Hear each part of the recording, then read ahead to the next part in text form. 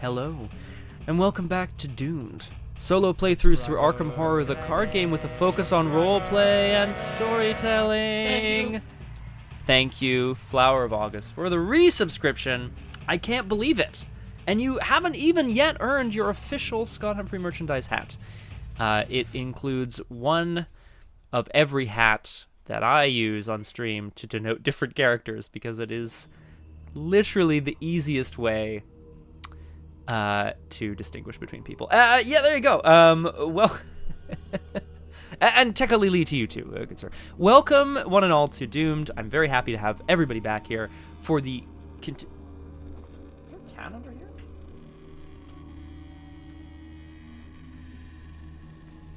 I hear a cat. Oh, it might just be the window behind. It doesn't matter. The window into the rainy streets of London with this, the red-gloved man. Sorry, everyone. I'm clearly distracted by that. Welcome to Doomed! I'm very happy to have everyone back to exactly Crosshair. Ladies, gentlemen, everyone. I'm happy to have everybody back here for our continued globe-trotting adventure of Charlie Kane, learning about the keys, strange artifacts with paradimensional capabilities, the Coterie, this mysterious group of people who want to get a hold of these keys for potentially nefarious purposes, although they don't seem to have a unified goal, interestingly enough. And the group that is... the group that... Sorry, it's just so much like, whoa. And the Foundation, the group that opposes them, for whom, or with whom, Charlie Kane and Inspector Lee Flint seem to be working for now. That was a very distracted and probably very lengthy reintroduction to the campaign. I have a feeling we're going to be reading a lot today. Cthulhu, good evening. Welcome to Doomed. Wonderful to have you with us. If I've learned one thing about the Scarlet Keys so far, and I have learned more than one, but if I've learned one so far, it's that there's a lot of reading. I think it's a really cool opportunity for delving into story. I think for the most part, when people sit down to play Arkham, they sit down to play Arkham Horror, the card game, not Arkham Horror, the reading about the card game. However, for the purposes of this stream, I think it's oh my god, have you summoned reading aloud? We're going to find out shortly, Flower of August. I summon thee! Yesterday there was a big wind blowing, and Liz was like, so windy, and I did this to try to stop it, and it did. But I mean, that is how wind works, right? It just comes and goes. Anyway, let's get into it. Hey, I think we should just jump in. If we recall, horrible first moment, then 3 excellent ones. I like that. Charlie Kane, the mayor of Arkham, Massachusetts, has taken it upon himself to protect his constituents, to protect his community, by by becoming obsessed with and then investigating strange disappearances and lapses in memory that are that are cold and frost that are happening in his town. He learned from Inspector Lee Flint of the International ICPC, the International Police Commission, I don't know, that these disappearances are happening all over the globe. The two of them, after investigating the red-gloved man in London, are now working for, technically, the Foundation, a group that opposes the mysterious Coterie and are attempting to find out information about the keys, strange artifacts that exist all over the world. That, geez. Actually, true, Cthulhu. I also hope not. I will say, Cthulhu, the plan is to travel to the places that were voted most highly in Charlie's recent election. So I'll explain what those are as we go. I have a feeling like it may take us some time to actually get to a scenario today, which means we may not even finish a scenario today. We'll have to see. Last time on Doomed, Charlie Kane ventured from London straight to Constantinople, which then he discovered is actually in Istanbul. Deal with it. Where he assisted H.A. Sahim, I think, yeah, one of the Coterie members, in recovering a key. I'm just going to quickly zoom over to the key in question, which was the Twisted Antiprism. Perhaps against his better judgment, or perhaps because he felt like he needed at least one other ally, he trusted HA and gave her possession of this key after helping recover it from a cult in Istanbul's central market. So now we can embark once more. Charlie Kane's most highly voted scenario, or sorry, destination, because I realize it might actually not be a scenario, whoops, is Shanghai, where Inspector Lee Flint is currently. So we're going to be heading to... Okay, either we can go through Kabul to Kathmandu to Shanghai, or we can go to Moscow to Tunguska, to Shanghai. This is a great question, Flower. We are currently deceiving Taylor of Inspector, Constable, Commissioner Gordon, the one of the members of / head of the Foundation. Am I going to Kathmandu or to Shanghai? Or sorry, Moscow. Fuck it. Let's go through Kathmandu. That feels appropriate. Moscow feels, in the 1920s, I mean, everything feels a little bit dangerous, but I just get the sense that Charlie... Well, actually, sorry. Let me quickly jump back to somewhere around here. There was exactly Cthulhu. Pow. Thank you. You're right. So 26 is Moscow and 53 is Kathmandu, and we'll see what we know about either of them. No. Is that correct? Yeah, 26? Yes, okay.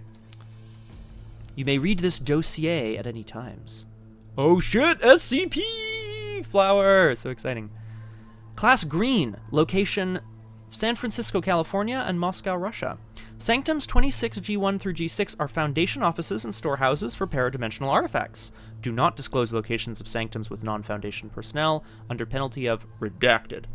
Agent in charge of Sanctum will meet you upon arrival. Entry instructions attached. So, we could go to a Sanctum safe house.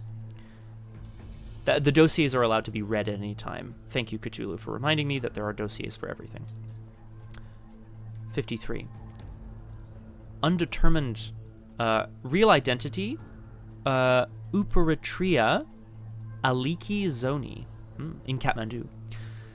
Subject 53V, hereinafter Maid with the Scarlet Sash, appears as a teenage girl of unknown descent wearing a white dress and red sash. Paranormal capabilities, redacted.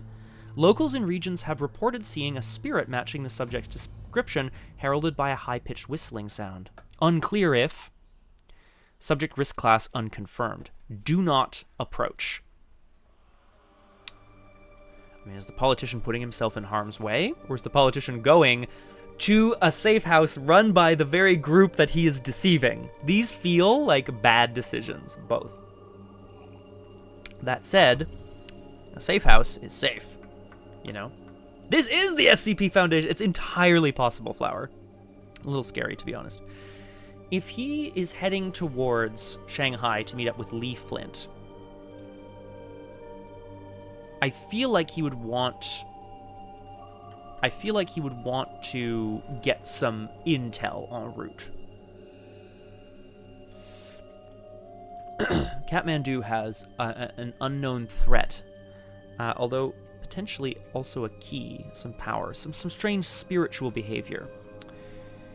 Maybe he's thinking, the Guardian part of him is thinking like, oh, maybe this seems to be a similar paranormal activity to what was happening in Arkham. Moscow is a foundational safe house. I can't run polls for all of these. We got to just get to it because I have the strangest feeling these are going to take some time. So we're going to go to Kathmandu. I'm thinking, oh, rob the Moscow safe house. Shit, Cthulhu. Actually, okay, no, damn it. I've been persuaded the other way. The Moscow safe house is a great place for Charlie Kane to go and just drop a hint that he is still working for the Foundation, and like, oh shoot, didn't quite manage to get that key. He can play it, if you catch my drift. 26. And I need to put a pin. Boop.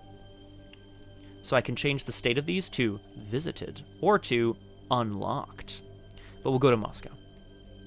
Ah, damn it. Flower, please still drop the reference if you can. Check where you are. This is quid pro quo. Check where you are on the map. If you are in Moscow, skip to quid pro quo 2. The Foundation's base of operations in Moscow is just a 5-minute walk from St. Basil's Cathedral. Location, location, location. A nondescript door set into a modern constructivist structure overlooking a cobbled street. The corridor inside feeds into a cramped stairwell that descends deeper than you could have anticipated, to a red door set in a flaking whitewashed wall. After identifying yourself, you're led into a long, well-lit hallway with lavish carpeting. "It seems you follow instructions well," says a voice. You turn to see a tall, athletic woman in a well-tailored suit. I knew there was a reason we went to Moscow. "Valeria Antonova. We have met before. Call me Lara. Please, follow me." We have met before. Agent Antonova leads... Oh, she was one of the 2 agents in London. Agent Antonova leads you through a labyrinthine set of passageways, past a set of double doors, to a white-tiled room flecked with grime and what you hope is red rust. On an operating table in the center, what looks like a person is strapped to a metal slab, restrained with tight leather straps. Oh my god. Looking at the humanoid shape makes your head swim. Its feathers are blurred as its features, are blurred as if in constant motion, like a hummingbird in flight. You catch only glimpses of its features, a Stygian eye, clenched teeth, nervous twitching. This is terrifying, and I feel like this is perhaps... this is definitely, I think, the first moment that Charlie's encountered something that he's like, oh god, this isn't just like conspiracies and cults. This is something well beyond what we know in this world. "Lera," another agent interrupts. "The Commissar needs your attention." Agent Antonova looks sternly to you. "This is a paradimensional being. Please keep your distance. I will be but a moment away." She leaves. As you look at the sharp implements mounted to the wall of the lab, you wonder what experiments the being has endured. Judging by the subject's well-tailored black suit, you wonder if it used to be a Foundation agent. After a minute of silence, it begins to flail around on the table, widening and shrinking its mouth to a wide, dark O, always facing you. You keep your distance, trying to look away. "Please excuse me." The being on the table stops flailing. "There is another matter I must attend to. Unfortunately, we do not have the resources to escort you around our facility, so I must ask you to leave. However, the Foundation does wish to assist you in any way it can. Please tell us what we can do." Okay. The investigators decide. We'd like to get around faster. The lead investigator adds 1 copy of Expedited Ticket to their deck. You may embark. I'm going to pull a copy of that to know. No, we'll see what it does first. Or we won't see what it does, rather. We'd like some supplies. Each investigator earns 1 experience. We'd like some intel on subject 28I. Choose this option only if you have not yet visited Havana. I'm going to quickly check, but I think subject 28, yep, is Desiderio Delgado Alvarez, who is the man in the blood-soaked suit. The man in the blood-soaked suit does not appear to possess any extraordinary powers aside from peak physical performance and unusually high skill and accuracy with firearms. He's a longtime resident of Havana. Well, so Crosshair, hang on a second. So look, we love tickets and we love experience. Charlie Kane is planning on going to Havana because this man in the blood-soaked suit is someone who has been running alcohol into Prohibition-era America, and it's been a problem for him. I mean, yes, Charlie's been making a bit of money on the side dealing with some criminals, you know? Oh, okay, Crosshair, no worries.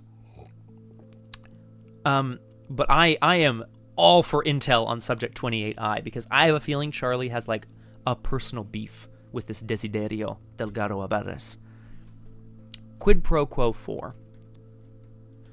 Agent Antonova digs through some old files and pulls out a dossier filled with information on a man named Desiderio Delgado Alvarez. From what we can tell, Subject 28I lived a perfectly mundane life in Havana until the age of 19, which in his involvement with organized crime drew the attention of the Coterie.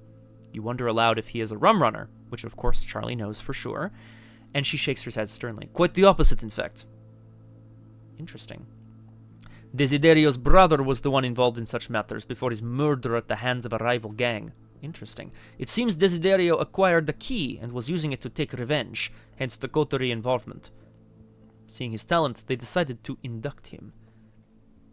Record, the cell knows Desi's past. You may embark.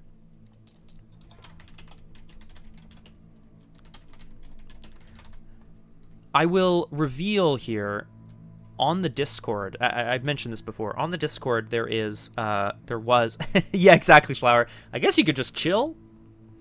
I think it's you may embark as in you may choose to stop playing, but like obviously, you know, you can stop playing anytime you like. It's a game. So on the Discord, I ran a poll to simulate a referendum. Yeah, in the town of Arkham about where Charlie Kane should go. The most voted response was Shanghai, followed by a tie between Istanbul and Havana. So the plan is to visit Istanbul, Shanghai, and Havana, and then we'll see beyond that what ends up being good. We've already visited Istanbul, we're headed to Shanghai, so the next destination will be Havana. There we go. Okay, so we know Desi's past. Again, I feel like... Look, I love XP as well, and I love travel, but I just... Oh, and I should be marking time, right?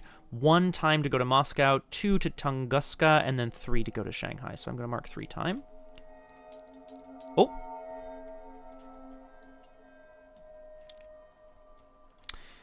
And then I have to go to this symbol here. Well, that's a great question, Flower. And I think we're about to... I think we're going to find out. I have to go to page 69. Nice, because there's a status report Epsilon. As you traverse the streets, you flinch at every shifting shadow and every passerby wearing red. You're definitely being followed, and you have no lack of enemies who might fit the bill. Uh-oh. For the remainder of the campaign, whenever you are setting up a scenario, perform the following. Gather each of the enemies in the red Coterie encounter set whose name matches those you haven't seen the last of in your campaign log. Choose one at random, and shuffle it into the encounter deck for this scenario. Okay. I will point out, in the encounter, in the campaign log, we haven't seen the last of the red-gloved man. So, from now on, we have to shuffle the red-gloved man and any other people we haven't seen the last of. Choose one at random and put it into the encounter deck. We are being followed, which is perhaps a little scary. Charlie Kane arrives in Shanghai to reconnect with Lee Flint, the inspector from the ICPC, who went back to his hometown of Shanghai to investigate the mysterious woman with the red parasol. Yes, exactly, Crosshair. Very important. Recently acquired agent in charge of undisclosed cell reporting directly to Commissioner Taylor. According to recent report, Asset has split from the rest of the cell and is currently in Shanghai investigating the whereabouts of Subject 46Q. Asset loyalty to Foundation cause is unsure. Vigilance recommended. Haha. Okay, so the Foundation doesn't necessarily trust Flint either, and by extension, they don't trust Charlie. Scary. The Coiled Serpent. You send a missive to Agent Flint ahead of your arrival, setting a meeting place and time, Jiang Temple at noon, and head there as soon as you arrive, entering a broad stone courtyard at the temple's entrance. After a short while, a tourist approaches you and asks in English, "You're sure you're alone?" It takes you a moment to realize the tourist is none other than Flint, in a subtle yet convincing disguise. He narrows his eyes at your stare. "Answer me," he says, scanning his surroundings. You assure him you haven't been followed. "Can't be too careful. Eyes everywhere. I have a lead on one of those coterie types here in Shanghai, just like the Foundation's intel suggested. They call her Subject 46Q, the lady with the red parasol. Sure enough, she brings that parasol everywhere she goes. As far as coterie insignias go, it's not the most subtle." While he whispers, he pulls a large camera and tripod from his duffel bag and painstakingly sets up a shot of the temple. "Stop staring," he hisses under his breath. You spot other tourists taking photos as well, and you realize Flint is better at blending in than you are. Charlie Kane, the mayor of Arkham, Massachusetts, not blending in Shanghai, China. I wonder why. "The last time I saw the lady with the parasol, she was leaving a meeting between several wealthy British and Chinese businessmen. Railwaymen," he says quietly. Head still. Well, Flower, we have to assume that his assistant, Bonnie Walsh, is never too far away. Women aren't usually allowed at such meetings, nor are regular citizens. To be in that room, you have to be able to get the attention of those powerful men, which means either you're very powerful or obscenely wealthy. Flint takes a few photos and moves to a new spot and starts the tedious process of focusing the camera again. Within 2 weeks of that meeting, they announced a lucrative new contract.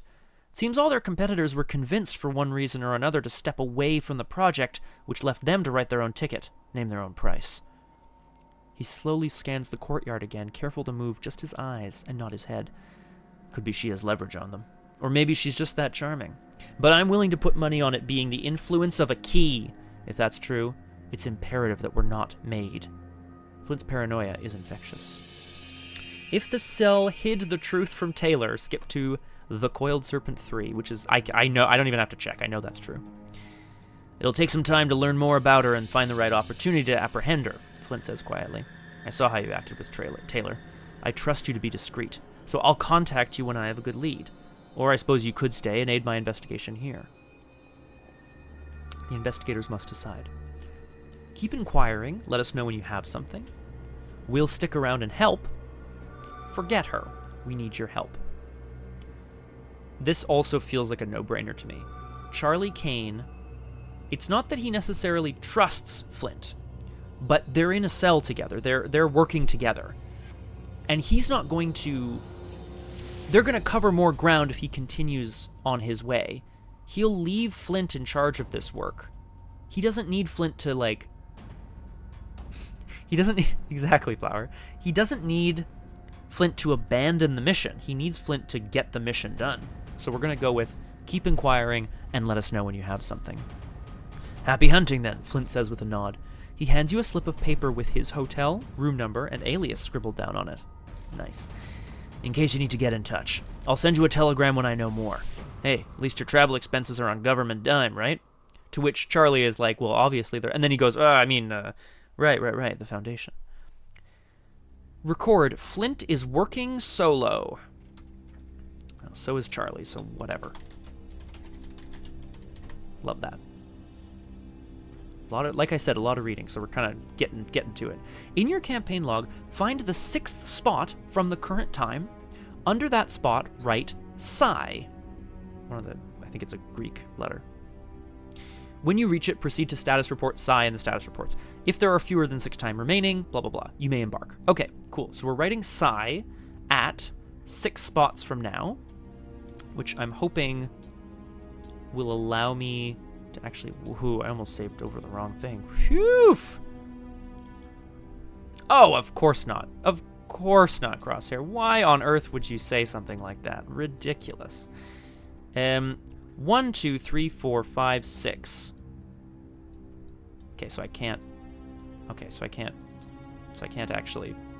so I can't actually do that. Fine.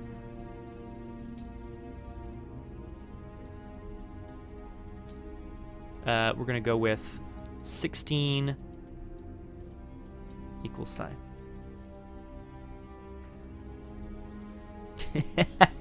It's true.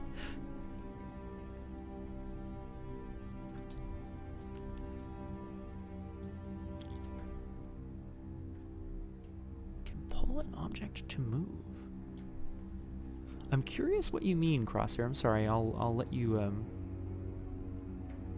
I'll let you give me a bit more detail because I'm not sure what you mean exactly. It's a good point, Flower. So half a round trip would be like 40 days. Oh, you mean literally put some sort of component on the thing. That's a good idea. That's a great idea. Boop. There we go. Lovely. Works for me. I just hope it doesn't get bouleversed, but we'll... Up there. Lol. Okay, we're embarking.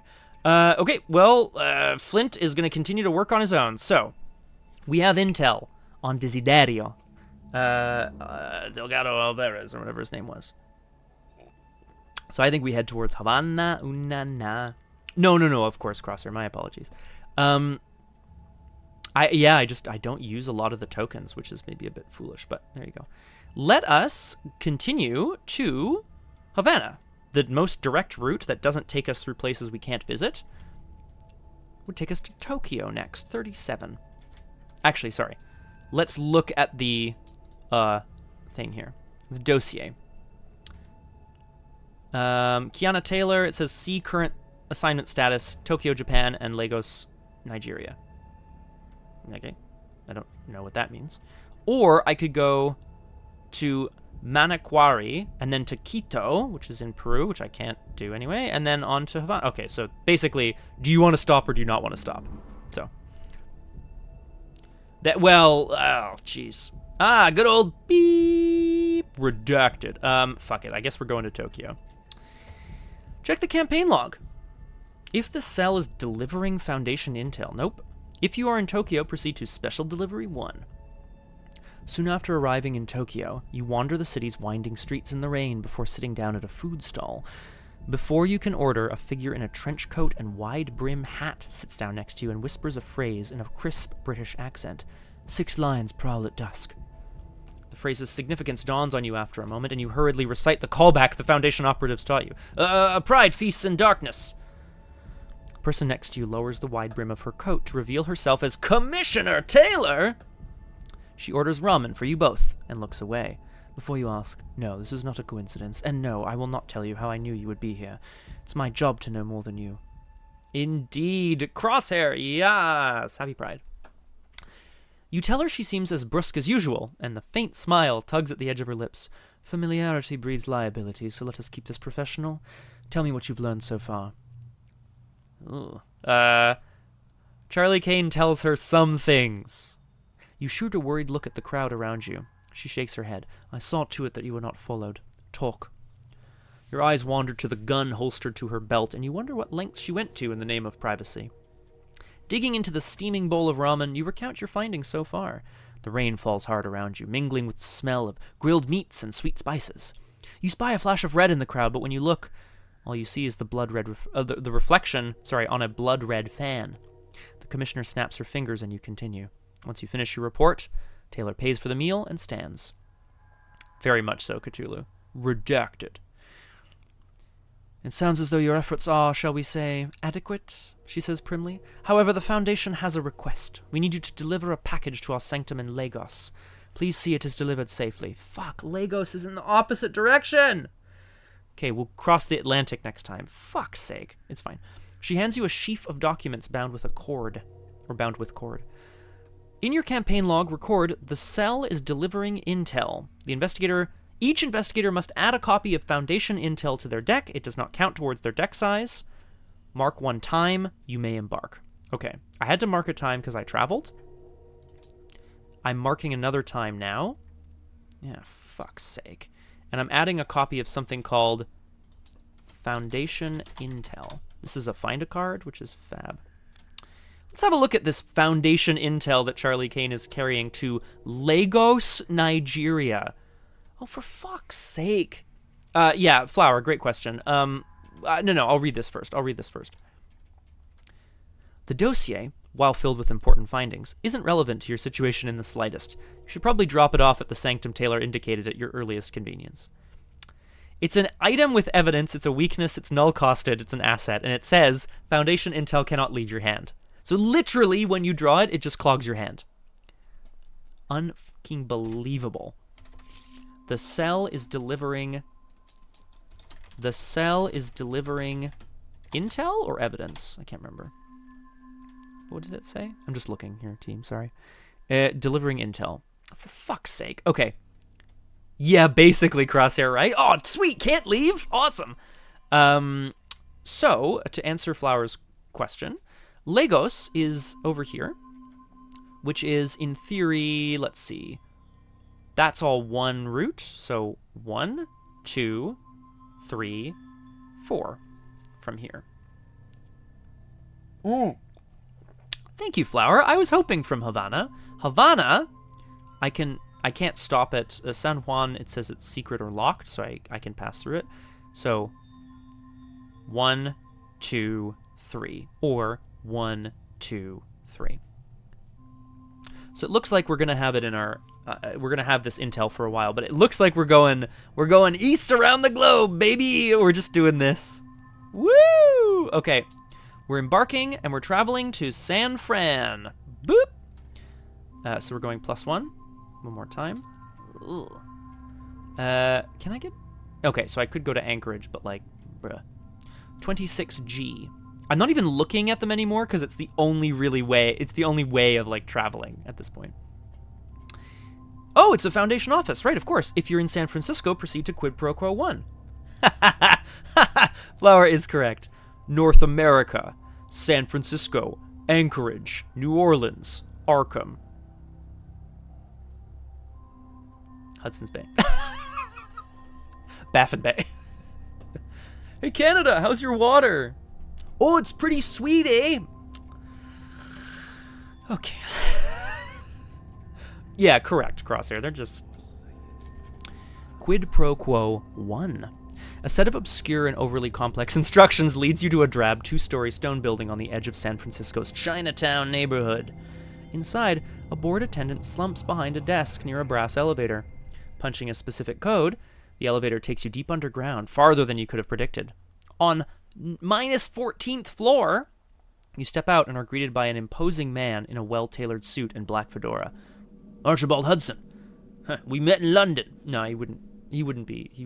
He'd be like, yeah, Archibald Hudson, we met in London. Exactly, Flower, the whole landscape. That's why most Canadians live at the southern border of Canada with the US. That's the furthest from the Eldritch Abomination's eyes and mouth, which are towards the north. Horrible. Your cell is quite the talk around the office. Oh, sorry. Your cell is quite the talk around the office. The agent leads you down a seemingly endless hallway lined with alcoves. Each alcove displays something different. A model of a hollow earth. Okay? A crystal skull, Indiana Jones, and a map with ley lines and other unknown markings. You pause and look at a half-eaten ear of corn still steaming. From what I hear, that corn's been cooked to perfection for the last 2 decades. So's the dame who was eating it. What? What? It's been cooked to perfection for the last 2 decades? And so was the dame who was eating it? Looking at the paradimensional relics gives you a headache. Your eyes struggle to focus on them. They're both there and not there at the same time. Hudson ushers you down a side hall into a boxy room crammed with metal filing cabinets and sits down behind a heavy wooden desk. He speaks into a ring-and-spring microphone. File 26G2, interview conducted by Hudson Archibald, designation 42A6951. That's Agent Hudson to you. He arches an eyebrow. Over the next several hours, you answer a gauntlet of grueling questions about your experience thus far, ranging from the past day to your experience in London. When it's all done, Agent Hudson leans back and lights a cigarette. I'll admit, I was skeptical about you from the start, but Commissioner Taylor has good instincts, and I haven't seen them steer her wrong yet, he says. You've done good work so far. We have some intel and some resources that might be useful for you. Tell me what the Foundation can do for you. Sick. Okay, so, we'd like to get around faster, expedited ticket. We'd like some supplies, +1 XP. We'd like some intel. Subject 11B from Marrakesh, if you've not visited Marrakesh. Yeah, Cthulhu, I think the implication is something cooked a woman to a crisp, and she was holding corn, and now it's like perfectly cooked, and it never cools, and it never rots. And she's like cooked now, like to a crisp. But that sounds really dumb. I don't know. I'm going to look at expedited ticket, because I tend to agree with Flower. I'm all about the +1 XP, but I want to see what expedited ticket is. Expedited ticket is a permanent item.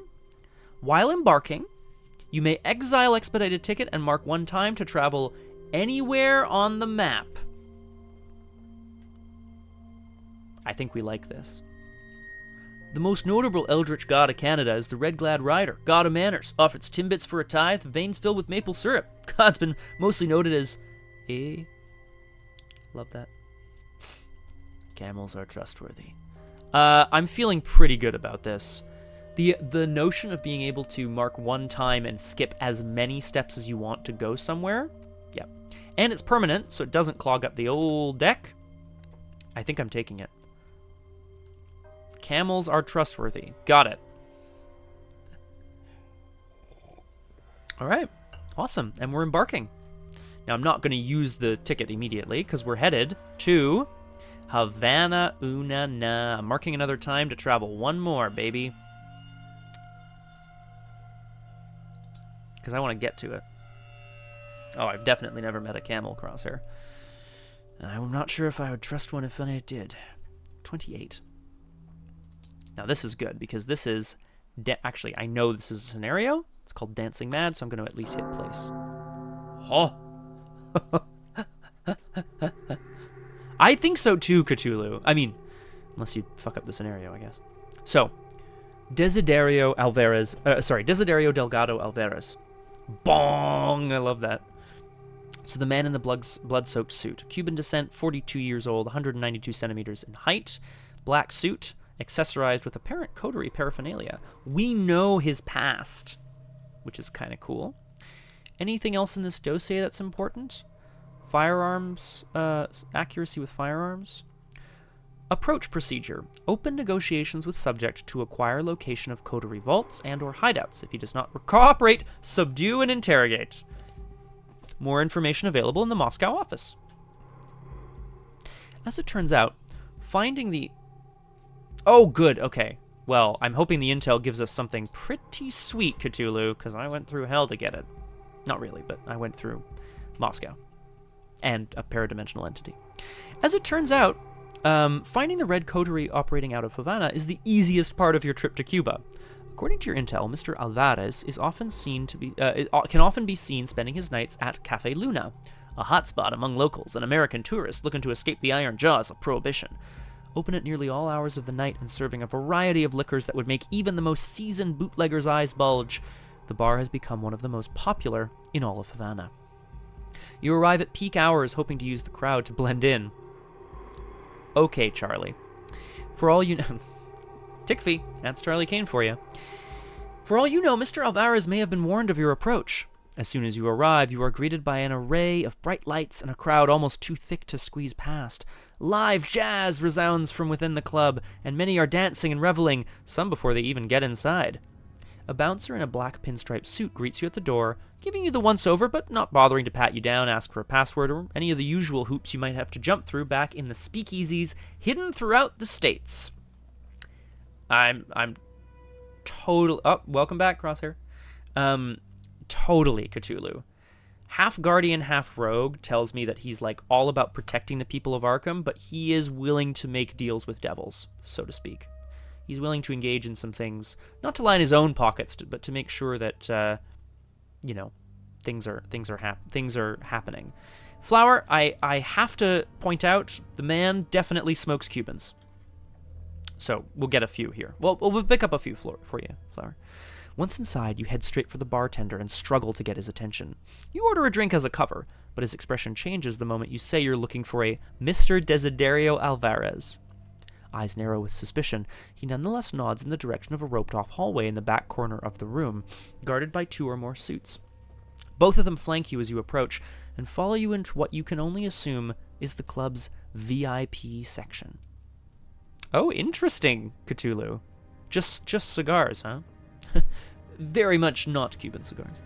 In a dim, smoky-backed room sits none other than the man in the blood-soaked suit. So named for the red accents adorning his otherwise black suit, or perhaps it's simply a metaphor.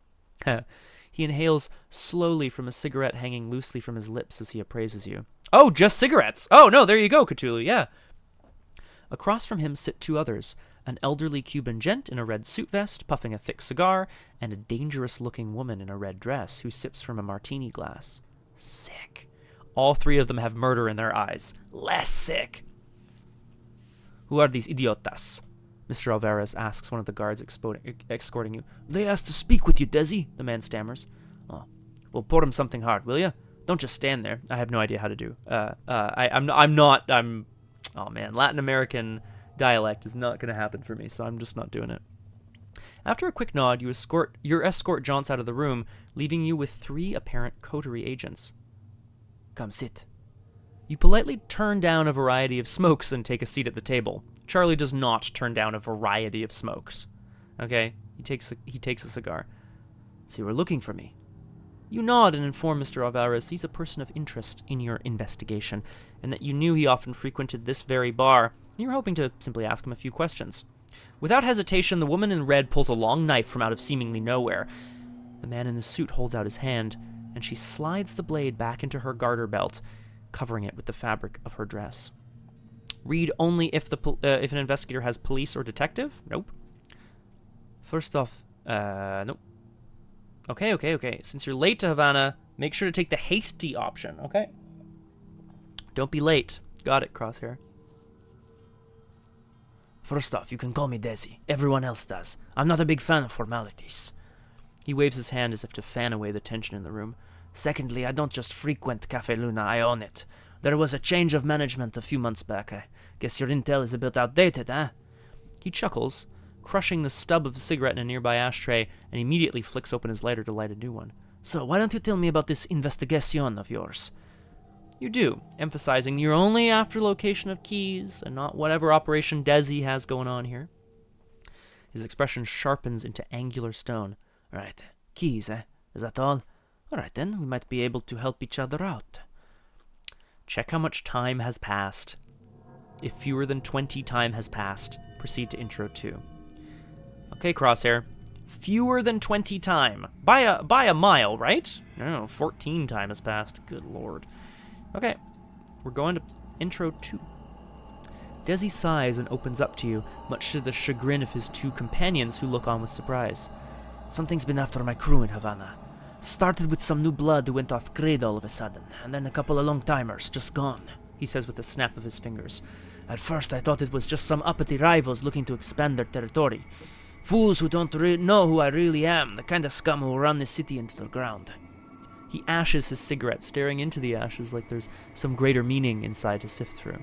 Weird part is I don't remember their names. Nobody does. Sounds weird, right? I never forget a name, never. His gaze locks with yours, cold as stone. Now I'm starting to suspect something worse. The kind of thing your people deal with.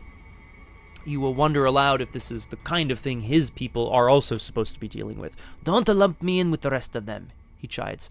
I've got other fish on my menu. Now, you got the two choices. It's getting a little Italian, but my apologies. You either help me out with my little problem, or me and my buddies here throw you to the curb. Which is it going to be? After a moment of thought, you tell Desi that you'll help if he gives you the location of any known keys and relinquishes any he might have in his possession. Good deal, Charlie. I'll scratch my back, you scratch... No. I'll scratch your back, you scratch my... Yeah. We're not going to scratch our own backs. That's ridiculous. The other two Coterie agents lock eyes with Desi in vain, but he's already made up his mind. He extends his hand. Deal. But I want in. We do this together.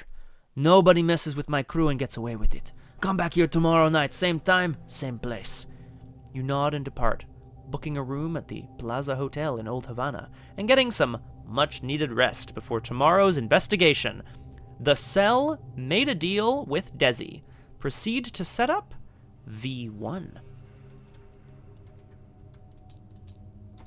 The Cell made a deal with Desi. Love that. Okay, so this is key. These boxes are adorable. So set up V1. All right, sounds good, Crosshair. It's a lot. I don't disagree. Okay, I place the object. Set up V1. Build the act deck of V1. Fine. Cafe Luna, Bastion of Remembrance, side face up. We begin at Cafe Luna. Oh my god, where is it? There it is. Boop. I'll look at that later. Oh, ho, ho, ho, ho! You're right, Flower. Thank you. Find both copies of this enemy. One has a story asset, one has a... the others. Is he on the board already? Yes. There's a guy on the board. I'll look at that later. Choose an investigator to take control of it. Okay, well, I'm going to take control of you right now, my friend, and then I will look at you momentarily. And then I'll look at you momentarily, yeah. Set things out of aside. Gather each decoy mini card and each thing and set them aside. Shuffle the remaining encounter cards to build the deck, including the red-gloved man, because he is... Well, we haven't seen the last of him. I mean, this is pretty exciting. Guys, we're in Havana. We made a deal with Desi. I don't know how. I thought we were going to, like, take down his rum running, but apparently he's not a rum runner. Apparently he... Yeah. Oh, don't worry about it, Cthulhu. He's gone. He's gone. All right. Desiderio Delgado Alvarez. In your debt despite it all. He's an ally and a conspirator. He has 4 health and 1 sanity. Lol. Reaction. When an attack from a monster enemy deals damage to Desiderio Delgado Alvarez, exhaust him. Ooh! Cancel 1 of that damage and deal 1 damage to the attacking enemy. Now that is delicious. So, we cannot use this reaction to ping an enemy, to ping a mini card to uncover it. It deals 1 damage to the attacking enemy. However, what this means is, something's coming after Charlie, he can be like, Desiderio Alvarez, get down! And then he can be like, blat, blat, blat, and, fire back. Desi Guard Dog Alvarez. Love that. Okay, we shuffled in the red-gloved man. Let's have a look at, not the map yet, let's have a look here. Agenda 1A. Silence speaks. A gentle patter of rain gives the moonless night a somber, moody ambiance. Distant music and conversation drift on the wind, accompanied by a light drizzle. Forced. If there are 5, per investigator, 5 or more set-aside hollows, choose and remove 3 of them from the game and place a doom on this agenda. This effect may cause this agenda to advance. Okay. If there are 5 or more set-aside hollows, welcome back, Crosshair. Choose and remove 3 of them from a game and place a doom on the agenda, and that can cause the agenda to advance. So we want to avoid hollows. Crosshair, sorry. I shuffled in the red-gloved man because we haven't seen the last of him, and we have gained control of Desiderio Delgado Alvarez, who is an ally, with no pips on him, unfortunately. No icons, I mean. But, reaction, when an attack from a monster deals damage to him, I can exhaust him to cancel 1 of that damage and deal a damage to the attacking enemy. A slightly better guard dog, really. So he's with us, which is pretty sweet. Okay. So, yeah, exactly. Act 1A, False Step, V1. You and Desi are looking into the disappearances taking place in Havana. It has to be the work of the creatures you were investigating back in London and in Arkham. But they haven't been forgotten yet. Maybe there's a way to bring them back?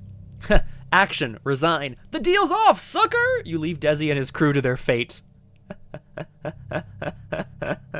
Okay. Forced. If Desiderio Delgado Alvarez leaves play, set him aside, out of play, each investigator takes a horror. 3 clues to advance. Just a gentle 3. Actually, let's have a look here. Skulls are -X. X is the number of enemies in the shadows. Up to 3. Cultists are -4. If you fail, put a decoy into play at your location, flip it over, shuffle each concealed mini-card at your location face down. Ugh. That just slows you down, but it's also a -4. Tablets, -3. If you fail, set each non-weakness card... Yeah, agreed, Cthulhu. If you fail, set each non-weakness card committed to this test aside out of play as a hollow. Now, Charlie's not in the habit of committing too many cards to tests, so at least there's that. And Elder Things are only -1. If there is a concealed mini-card at your location, fuck, either take a damage or treat this token's modifier as a -3. Okay, shit. Alright, lots of -3s. Havana, we're starting here on the west side at Cafe Luna. To the north, there is El Malechon and Miramar Yacht Club. To the south, the Jardines de la Tropical, the Gran Teatro de la Habana, and the Plaza Hotel, where we had a nice night's sleep and then went all the fucking way back to the Cafe Luna. Desi's bar offers a variety of drinks and a rich, wild nightlife for both locals and tourists from the States looking to escape the tight grip of prohibition. 5 shroud, 1 clue. Cafe Luna gets -1 shroud for each outsider enemy in play. Interesting. Forced, if there are no clues on Cafe Luna, add clues until there are clues on it.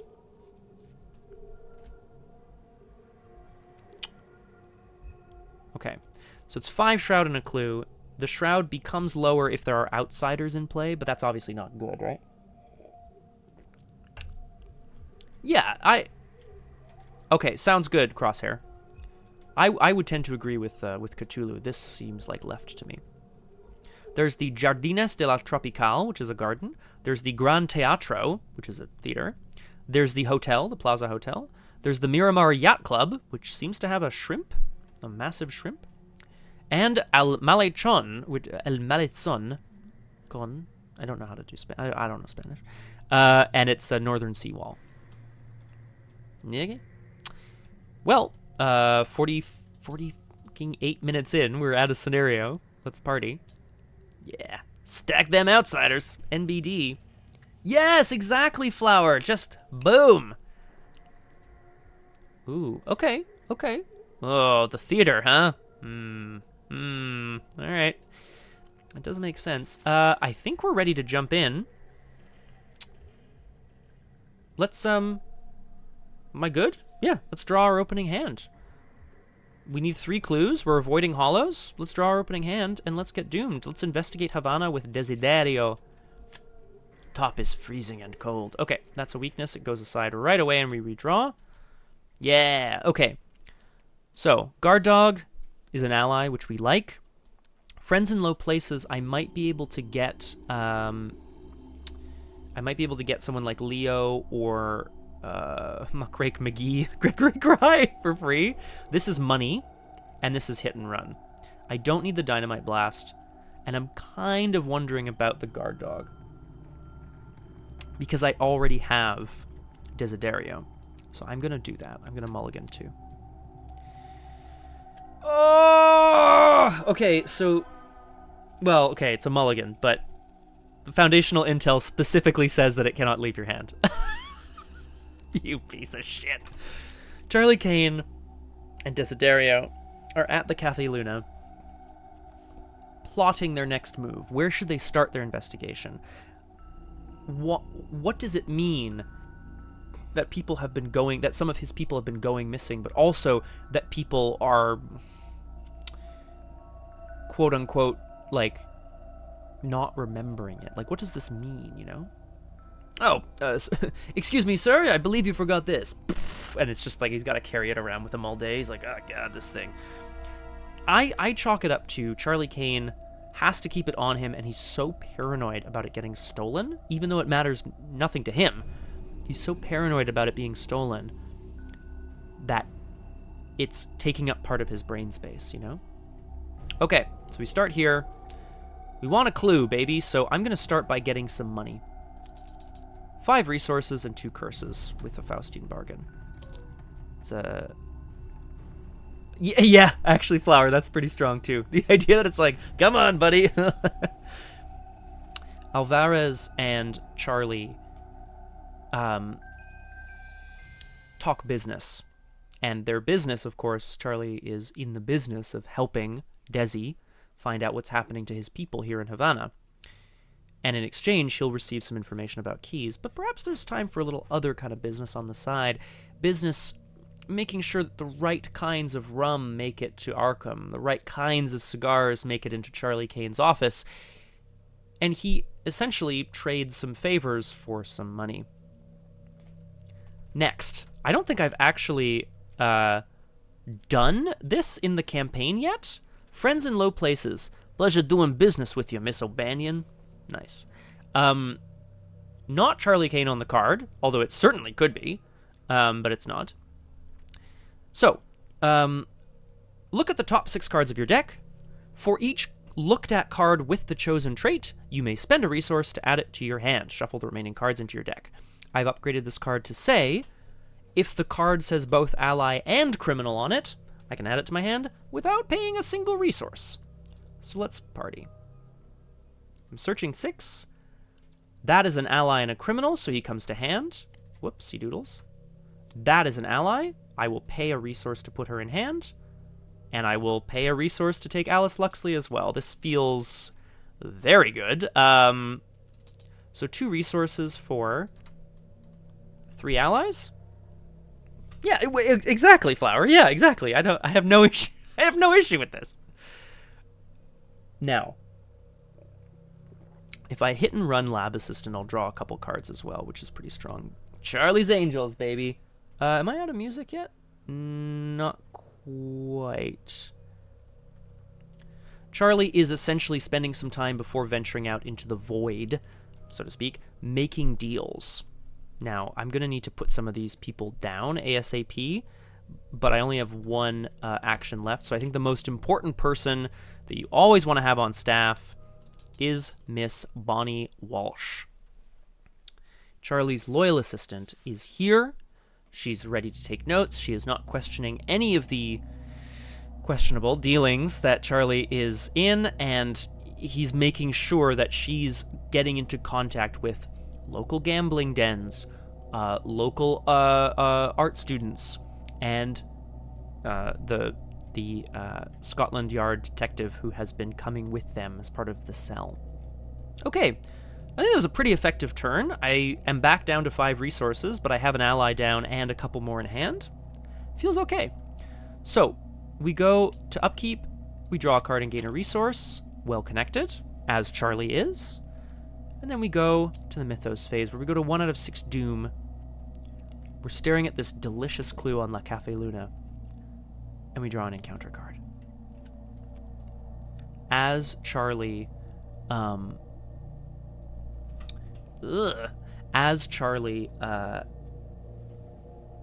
sort of continues discussions with various high-ranking criminals from all over Havana, a strange feeling is coming over him. Like he is also starting to be affected by this forgetting, but not in a way that's particularly scary, just small bits and pieces. It's not just, oh, where did I leave my keys?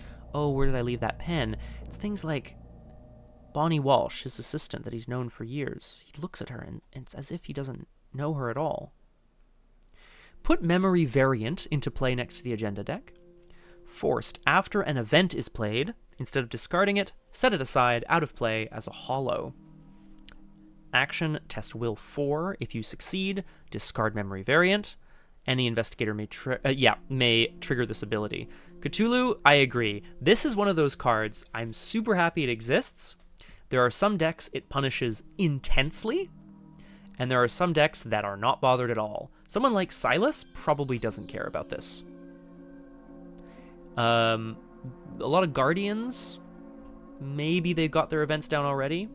Oh, sorry, no tests yet, Crosshair. It's all good. We have a memory variant in play, which means that any events we play, it's going to be a hollow. Ooh. And it's a will 4 test to try to get out of this. I think Charlie's just going to suffer and maybe not. Oh, fuck, but hit and run. Hit and run is a hollow!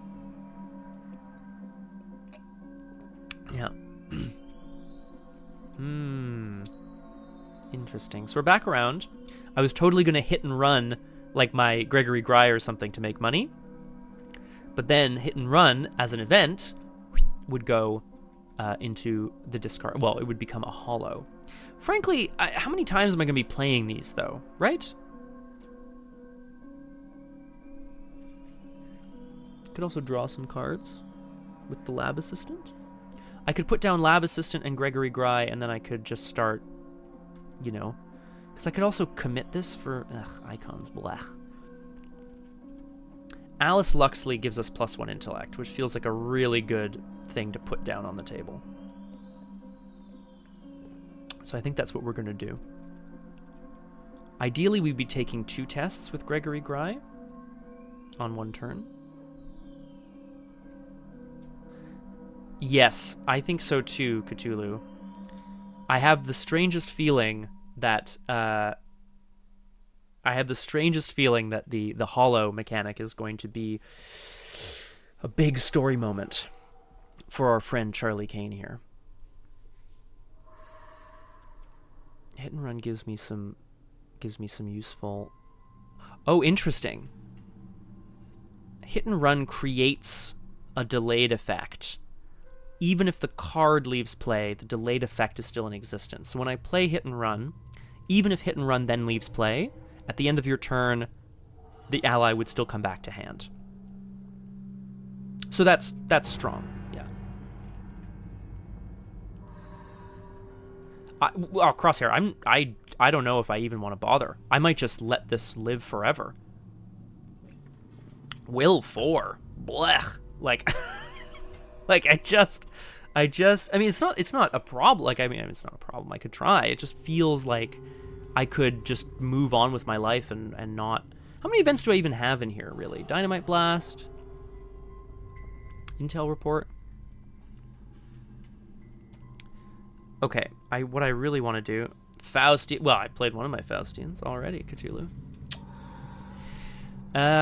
Maybe an Intel Report. Maybe a Decoy. Maybe a Small Favor. I can't really remember. Okay. Alice Luxley, Gregory Gry. Alice Luxley, Hit and Run, Gregory Gry, 2 tests. Yeah.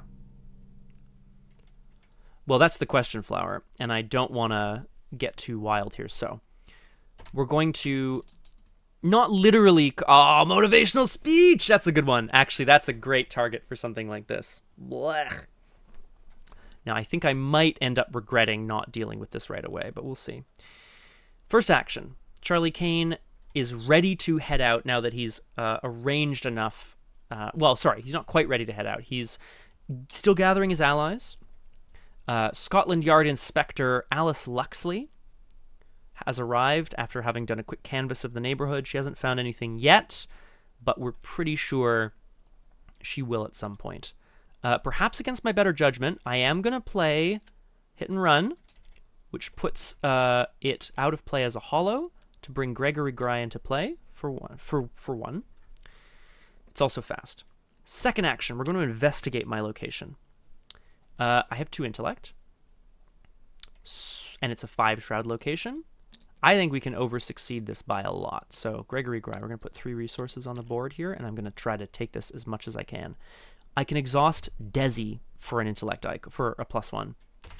Exhaust Alice for a +2. Exhaust Gregory for a +2. Exhaust Bonnie to ready Gregory again. So 2, 3, 4, 5, 6, 7, 8, 9, 10 to 5. Charlie Kane is essentially putting together the canvassing of oh, did I run out of music now? Uh-oh. Oh, they're gonna get abandoned, aren't they? Ah, I'm scared. I hope they don't get removed from my deck permanently. Charlie Kane is essentially putting together the canvassing that Alice was doing along with the intel from his gambling den contacts here in Havana to see if they can get any further information. 10 to 5. That's success by 4, which is at least 3, which means 3 resources. Fantastic. And then, well, we get the clue. And of course, I wish there was another test I could take. But there is, but I'm not going to succeed. I mean, I guess I could technically succeed here. And then and I put another clue back on it. Well, am I going to succeed at this again? Probably not. I would go to 4. Great question, Flower. It says, forced, if there are no clues on Cafe Luna, add clues to it until there is 1 clue on it. I would be testing at 4 to 5, which is... I don't know. I could draw a +1. And Gregory Gry is coming back to hand anyway. So fuck it. Last action, we're going to investigate again. At 4 to 5. I don't really want to get rid of Lab Assistant or Well Connected. Those feel like they might useful. 4 on 5, Mr. the Crosshair. But same, right? Yeah. Oh, Cthulhu. Damn it. All right, fine. So we lose that resource, but it's the end of my turn. I think it's the end of the turn. Yeah. Gregory Gry is still in play, so he will come back to hand, where he netted me 2 resources, which is like fine, I guess. I don't know. It's not great, I guess, but there you go. But we have a bit more intel than we did before. Upkeep brings me an art student. Delicious. Oh, okay. Oh, perfect, Crosshair. No big deal. And we go to 2 out of 4 Doom. 2 out of 6. Sorry, 2 out of 4. Jesus, 2 out of 6 Doom. I mean, Charlie could just sit here and get clues forever from La Cafe Luna. I think we're going to go along the seawall, though. That seems more fun than the garden and the theater. Charlie's like embracing that spy life, you know? We go to 2 out of 6 Doom as Charlie begins to put together the details of what has happened in these areas. He's starting to get a bit of a picture for where people are going missing and what kinds of people might be causing it. Knives in the dark. Oh no, Crosshair. Now I don't know. Put knives in the dark into play in your threat area. Forced. After you expose a decoy, take 2 damage. Forced. At the end of your turn, test agility 3. If you succeed, discard knives in the dark. Well, ideally, we'll have a few little boosteroos left. Oh, I have the fucking Eye of Ravens too. Shit, I forgot about that. So, the Eye of Ravens, the strange macabre ruby marble, allows us to set our base value to 6 on a test, at the low cost of flipping it over and having to draw an encounter card later. But for something like testing a willpower 4 test, that's pretty good. Oh, Desi, you can ready as well, buddy. Come on. Okay, Knives in the Dark stays. Charlie Kane is hearing strange rumors of people being taken and disappearing. Not being murdered, but being taken, certainly, which is a little scary. Investigation phase. I would love Gregory Gry back on the board. I'm not at my ally limit. Fucking Desi doesn't take up an ally slot. Oh god, guys, let's go. Art student, Gregory Gry. I go to 0, but we snag the clue from the location. This is, as per Flower of August's suggestion, when the connection with the local university here in Havana comes in. Yeah, when the actually, that's not a bad idea, Crosshair. When the suggestion comes in to send someone along to assist with the not the upgrades per se, but with commissioning new artwork at the Cafe Luna, the Bastion of Remembrance, Charlie Kane suggests in no uncertain terms that perhaps this art should have something to do with the theme of memory and groundingness. Now, I was planning on moving, but I do actually think this is a good idea. I'm going to test the agenda. Sorry, I'm going to test memory variant. Willpower 4. I'm going to use the Eye of Ravens to go 6 to 4. Great question, Flower. He does not have a little, shadowy detective icon in the bottom right-hand corner, which indicates the slot that asset takes up. I think this is meant to be Roland Banks, the Fed, in his trench coat and cap, but Desi does not take up an ally slot, which is great. Sorry, that's what I meant.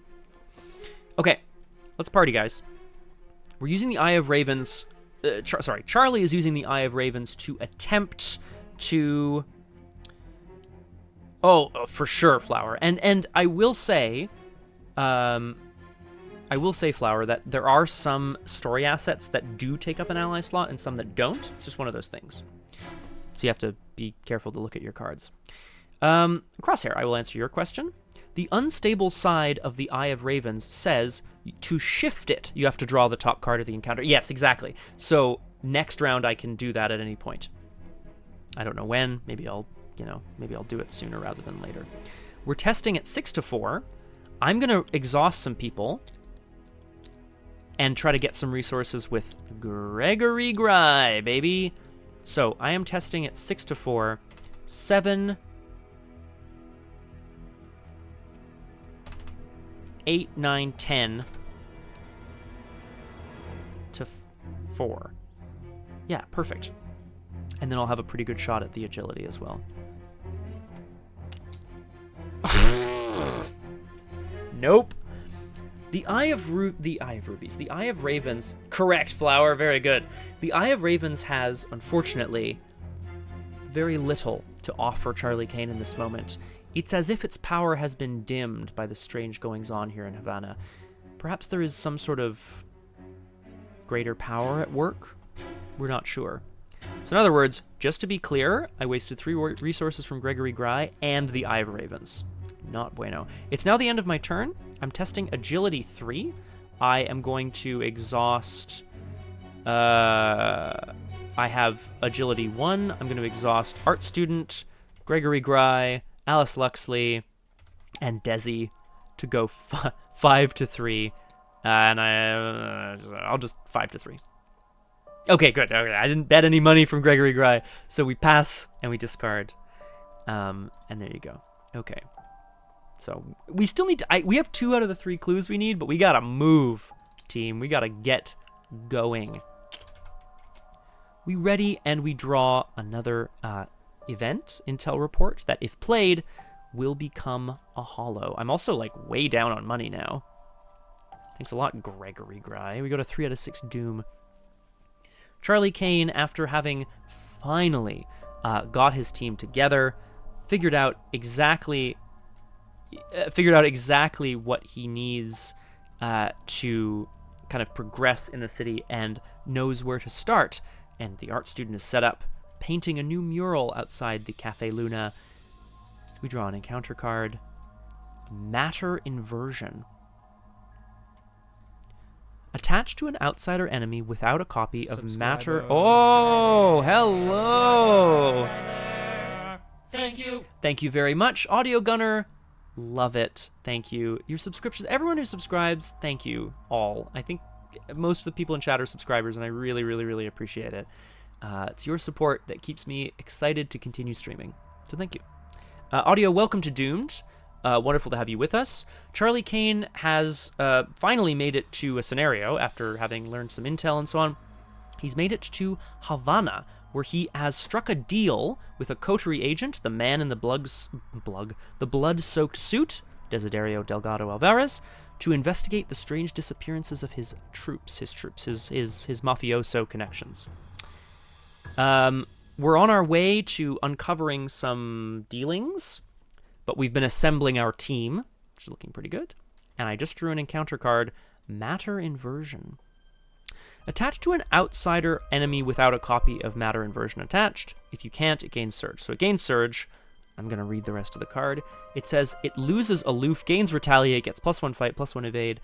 After the attached enemy is successfully evaded, discard Matter Inversion and draw one of your set-aside hollows. Okay, aha! So, we draw Paradigm Effacer. This is a 3/3/3 Aloof Hunter. Yuck.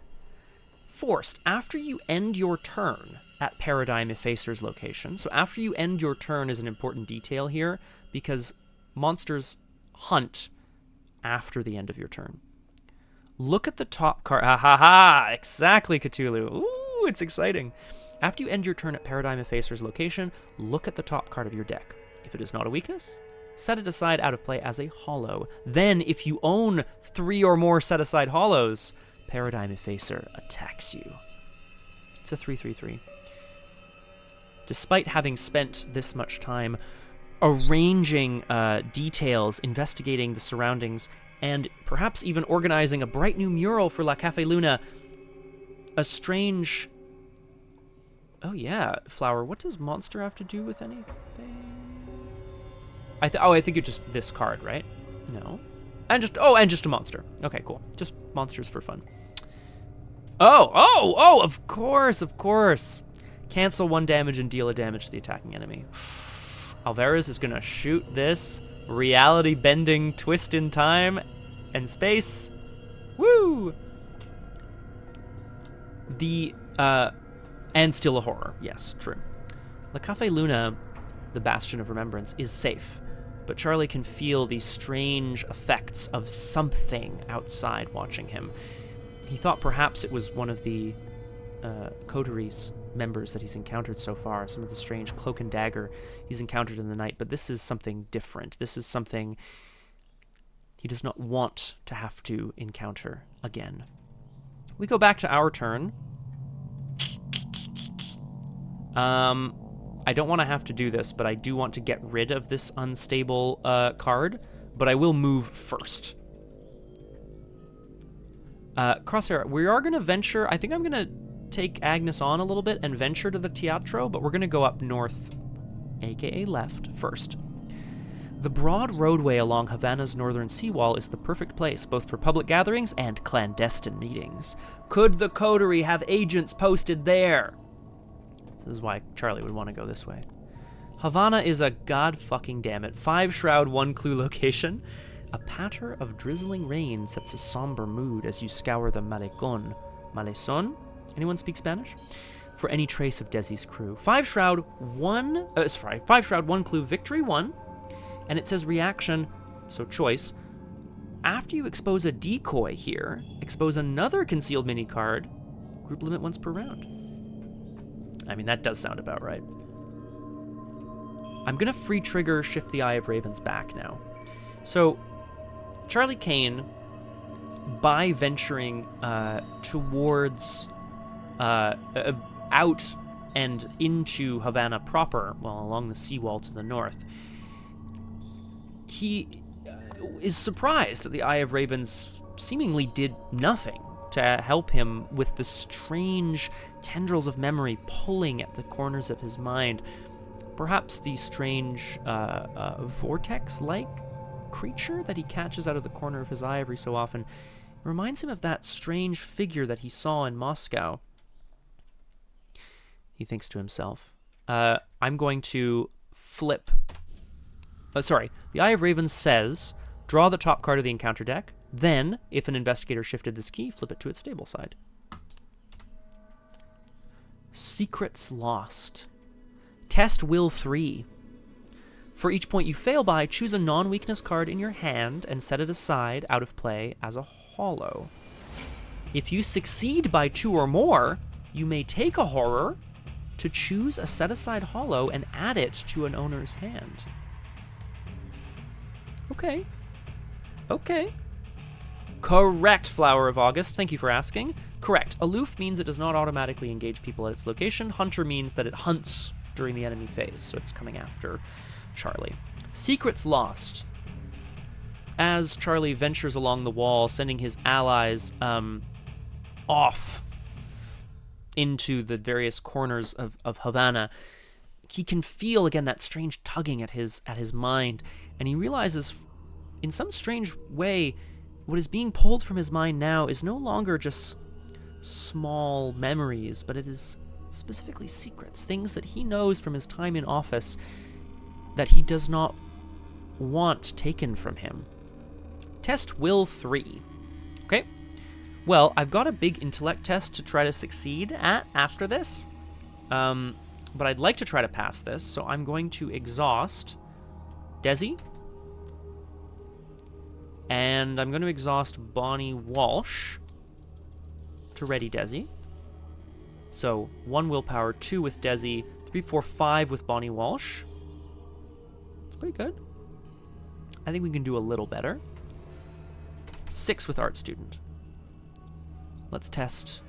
Sorry, no, I'll just exhaust Desi again. Desi is, of course, used to some of the strange happenings here in Havana and tries to lend Charlie a bit of strength. 6 to 3, please. -1 is a pass. Should have bet some Gregory Gry money. That's okay. I succeeded by 2 or more, so I may take a set-aside hollow. Oh, I may take a horror to choose a set-aside hollow and add it to my hand. Hell yeah. Sorry, Art Student. The hit and run goes back to hand, which is good, because I don't want too many hollows set aside out of play. Now, that was the middle of my test, and I am aware of this. Let's try to get this clue. Victory 1, and it will be the 3 clues I need, which feels pretty good. So let's see what we can do. I have 2 intellect. I'm going to investigate. I have to bet my money first, so I will do that. Gregory Gry, I'm going to put 3 resources down here. Charlie Kane is gambling on the fact that the Coterie agents would meet here along Havana's northern seawall. 2 to 5, 4 with Alice Luxley, 6 with the Art Student, 8 with Gregory Gry. If I commit intel report, it's going. I don't want to set it aside as a hollow, so I'm going to commit intel report to go 10 to 5. Oof, flower. Phew. A skull could be squid-like. Could be the skull of a squid, famously, not vertebrates. Minus X, the number of enemies in the shadows. 0. 3 resources. A clue. And, for now, a victory point. We have 1 action remaining. Do I advance? Do I advance? I don't really have much else that I would do other than move. But yes, let's move and get 1 location further away from the paradigm effacer. Oh, Havana, Tallahassee. Okay. Oh, she's gone. Strange. Agnes. What a strange predictor of things that Agnes is. Charlie grins as his army of allies and associates brings him all sorts of strange happenings from around the seawall. Hey, I saw someone having a clandestine meeting, but as soon as I busted in, they took off. I heard reports of a dog that vanished around here, stuff like that. The Miramar Yacht Club. If Desi is a member of the club, chances are it's no coincidence. Wherever he and his crew show up, those things are sure to follow. Or is it the other way around? Only one way to find out for sure. 1 shroud? Oh, sorry, Desi's crew sure know how to live it up. This is... Oh, hell yeah, Crosshair. Oh, I love that. Actually, I need another drink soon. 1 shroud, 1 clue. Okay. Action investigate. Instead of discovering clues, look at the revealed side of a concealed mini-card at Miramar Yacht Club. For every 2 points you succeed by, look at the revealed side of an additional concealed mini-card at Miramar Yacht Club. Great. Okay, so we can use our connections here at Miramar to uncover the identity of any strange decoys or suspicious characters. However, I am out of actions, so I will go to the enemy phase where the paradigm effacer hunts towards us. The 14th International Light Tackle Tournament trophy, whiskey glass, that is. Did you participate in the 14th International Light Tackle Trophy? Damn it. I was so close, Crosshair. Did you participate in the 14th International Light Tackle Tournament? Good point, Flower. That's not a yacht, that's a schooner. We go to upkeep. We draw a card, we gain a resource. It's calling in favors. Also an event.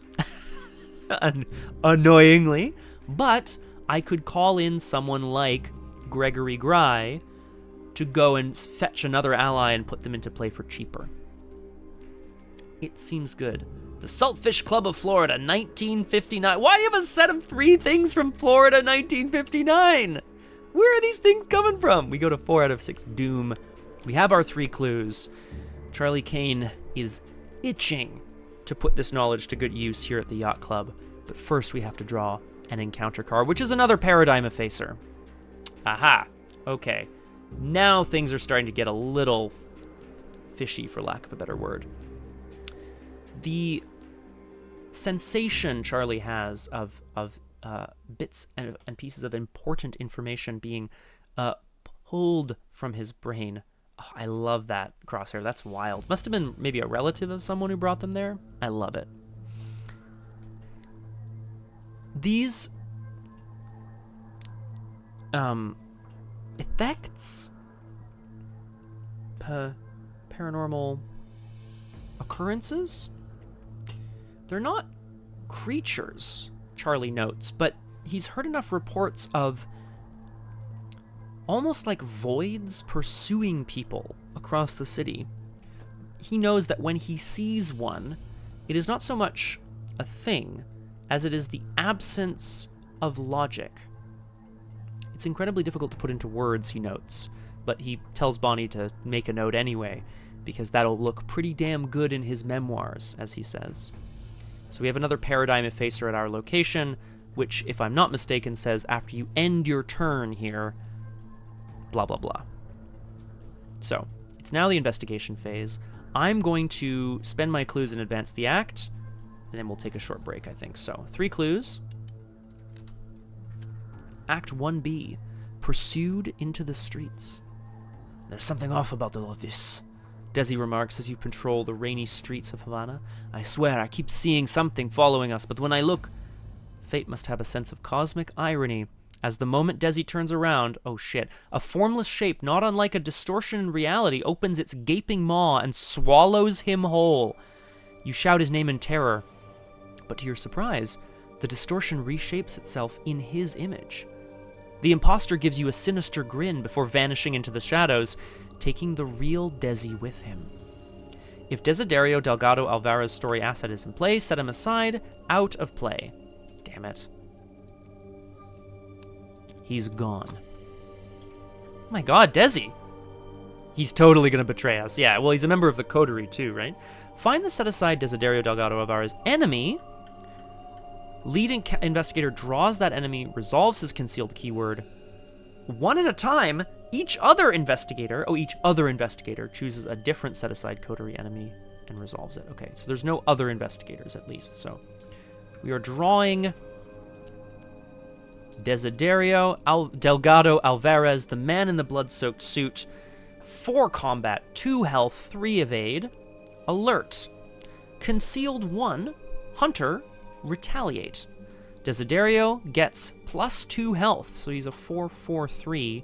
Hunter, retaliate, alert, but concealed, so he's currently in the shadows, which I will actually just go and I'll do that right now. So there he is. Yep, I'm about to read that. I'm gonna put these down. 1 at my location, because it has to be the nearest ones, and 1 at the Gran Teatro de La Habana. Forced. When Desiderio Delgado Alvarez takes damage during Act 1 or 2, instead, automatically evade him. Reaction. After Alvarez is evaded by 2 or more, and there is another copy of him at your location? Ah, that copy deals this one 2 damage.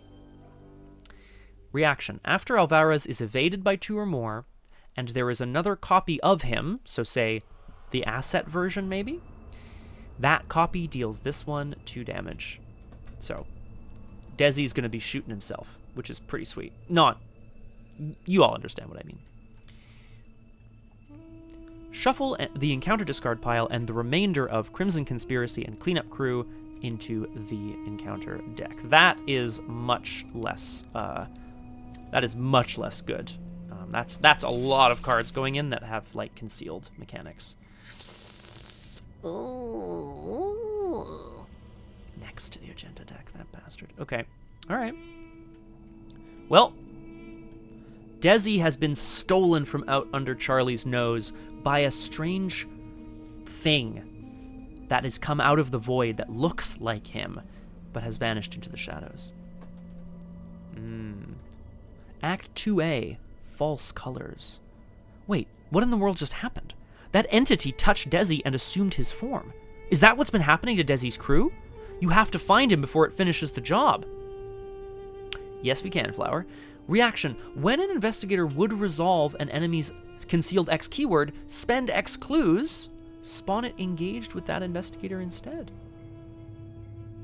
I have no clues, but in the future, instead of concealing enemies, I can spend clues to instead just let them sort of fly off the wall. Well, sorry, you spawn them engaged with you, so you have to fight them or whatever. Action. Resign. You leave Desi and his crew to their fate. Objective. If there are no enemies in the shadows, investigators may spend the requisite clues to advance. 1. So, if there are no enemies in the shadows... Now, the possibility is that I might draw more enemies that might go to the shadows. So the key here is get clues. If I have clues, then anytime I draw a concealed enemy, I could instead spend a clue to engage it with me, and then it's not in the shadows. And I have to find Desi and have a clue, because then, when there are no enemies in the shadows, I may spend 1 clue. Yeah, I just have to outshadow them. Charlie Kane is at the yacht club, where Desi has recently been stolen away. Great question, Flower. When Desiderio Delgado... well, okay, so he's in the shadows right... yes, correct. When he's in the shadows right now. When he takes damage during Act 1 or 2, automatically evade him instead. So correct. For now. During Act 1 or 2. So the goal, I think, is to advance. At the yacht club, Charlie and his crew have recently watched Desi, his ally, been stolen away by a strange void in space and time, which then immediately assumed his form, and then immediately vanished in the shadows. There's strange erasers of reality after him as well. And, yeah. Great question, Crosshair. Desi is elite. Yes, a humanoid Coterie elite enemy. Okay, there are lots of moving parts here in Havana, which sounds a little sexier than I intended. But we're gonna take a quick correct, Crosshair. Yeah. Also, if you're in the shadows, you can't be interacted with in any way. But like once you uncover their mini card, they spawn engaged with you. So there are ways of like then you could do shit to them, but not if it says non-elite or whatever. Anyway, we're gonna take a quick break because I'm gonna get another drink because we're in Havana. Una na. And I guess Charlie's gonna see what secrets the yacht club holds, and maybe try to find good old Desiderio Delgado Alvarez. We could dehydrate, but I'm not going to. We'll see you back on Doomed in just a moment. The question one must ask oneself on Doomed, I suppose, is, when in Havana, what do I drink? And the answer, of course, is something coconut-flavored. Welcome back to Doomed, solo playthroughs through Arkham Horror, the card game with a focus on roleplay and storytelling. The Sailfish Club of Florida. A staple of Palm Beach's history. Can we believe it? I don't know. Welcome back to Doomed. Charlie Kane, after having gotten some intel on one of the Coterie targets of the Foundation, has made his way, eventually, to Havana Unana in Cuba, where he struck a deal with Desi, as he is known, the criminal gangster, the man in the blood-soaked suit, to try to figure out what has been happening to his people. His employees, for lack of a better word, his guns for hire, as they've been stolen away in pockets of reality. And now Charlie Kane can see exactly what's been happening. This strange pocket in reality is sentient. It steals people away, takes on their likeness, and then vanishes into the night. As a reminder, we're in the north end of town at the Miramar Yacht Club. Yacht. Good Lord, Scott. Come on, man. Get it together. What are you, from upstate New York? Bukujutsu! Speaking of upstate, it's my upmarket Bukujutsu! Hello! Welcome to Doomed. Wonderful to have you with us. I'm doing a quick sum up of where we're at here. I have been told this, hence the name. No, I chose the name because I wanted to be cool. 1,000-yard stare. Bukujutsu, it's wonderful that you're here. I will probably put a poll up at some point about what I should be doing next. I think we're going to do the procedural detective game before we get into VTM Swan Song, but it's top of the list, Pook.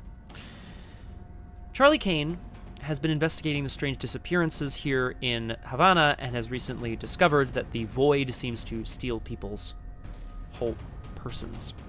He watched his ally Desi get taken. It's true, Cthulhu. Oh, shit. Oh, Pook.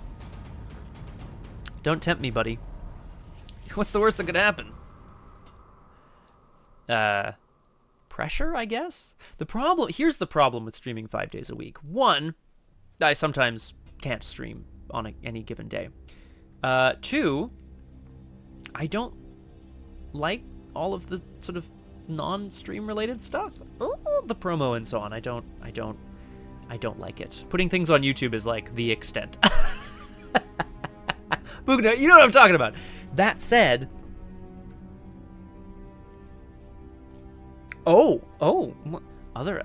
activities. Cthulhu, please. I'm basically married to Arkham. Okay. Let's talk. Where are we at here? Reminder. We're at 4 out of 6 Doom on the agenda. We have full turn here. We've recently advanced our agenda. It's true, Crosshair, and all the other social media platforms. This memory variant is stealing our events as hollows. Desi is now in the shadows as an elite enemy. MySpace! Oh shit, Flower. Oh, between you and Crosshair, we got 2 platforms covered. We have Alert, Hunter, Retaliate, fine. So he's a 4/4/3. Victory 1, hits for 2 damage and a horror, not that bad. When he would take damage during Act 1 or 2, instead you automatically evade him, fine. And then reaction after he's evaded by 2 or more, and there's another copy of him. That copy deals this one 2 damage. We don't know what that means yet, though. Okay. And just so I'm clear, we need 1 clue to advance. However, the objective says, if there are no enemies in the shadows, I may spend the requisite number of clues to advance. And reaction, when an investigator would resolve an enemy's concealed keyword, spend X clues as a group. Ah, concealed X. I see. Spend X clues to spawn it engaged with that investigator instead. Okay. Okay, now we're getting somewhere here. So I'm thinking I need to move away from the Paradigm Effacer because I don't want to end my turn here. This is a 1 shroud location, so I can snag this clue pretty easily and head towards the theater. And then hopefully this is Desi. I don't know. We also have Alice. After you discover a clue, exhaust Alice Luxley, deal a damage to an enemy at your location, which could be 1 damage on the Paradigm Effacer. It could also ping this concealed card, which might just be Desi. And then we advance. Oh shit, that's pretty good.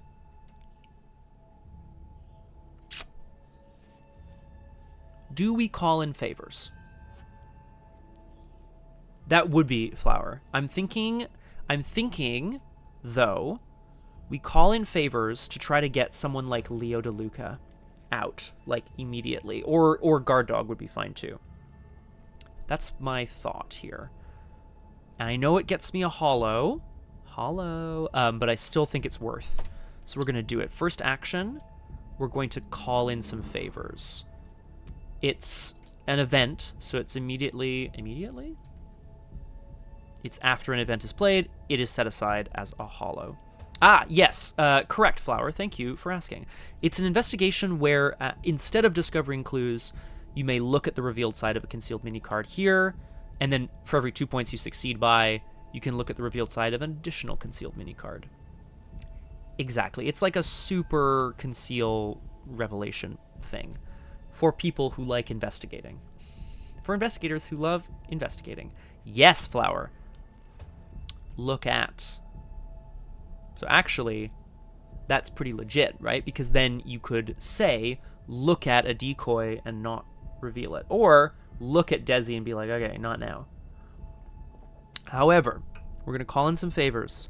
Then we're going to get this clue and we're going to ping this dude. And if it's Desi, well, it's fucking Desi and we deal with it. Desi deal. The art student is returned to hand, if I'm not mistaken. Search the top 9 cards of your deck for an ally. Ruh-roh. Leo DeLuca. And Guard Dog. I can play Guard Dog for 1. Oh, he's grabbing a boat. Yeah, 1 boat, please.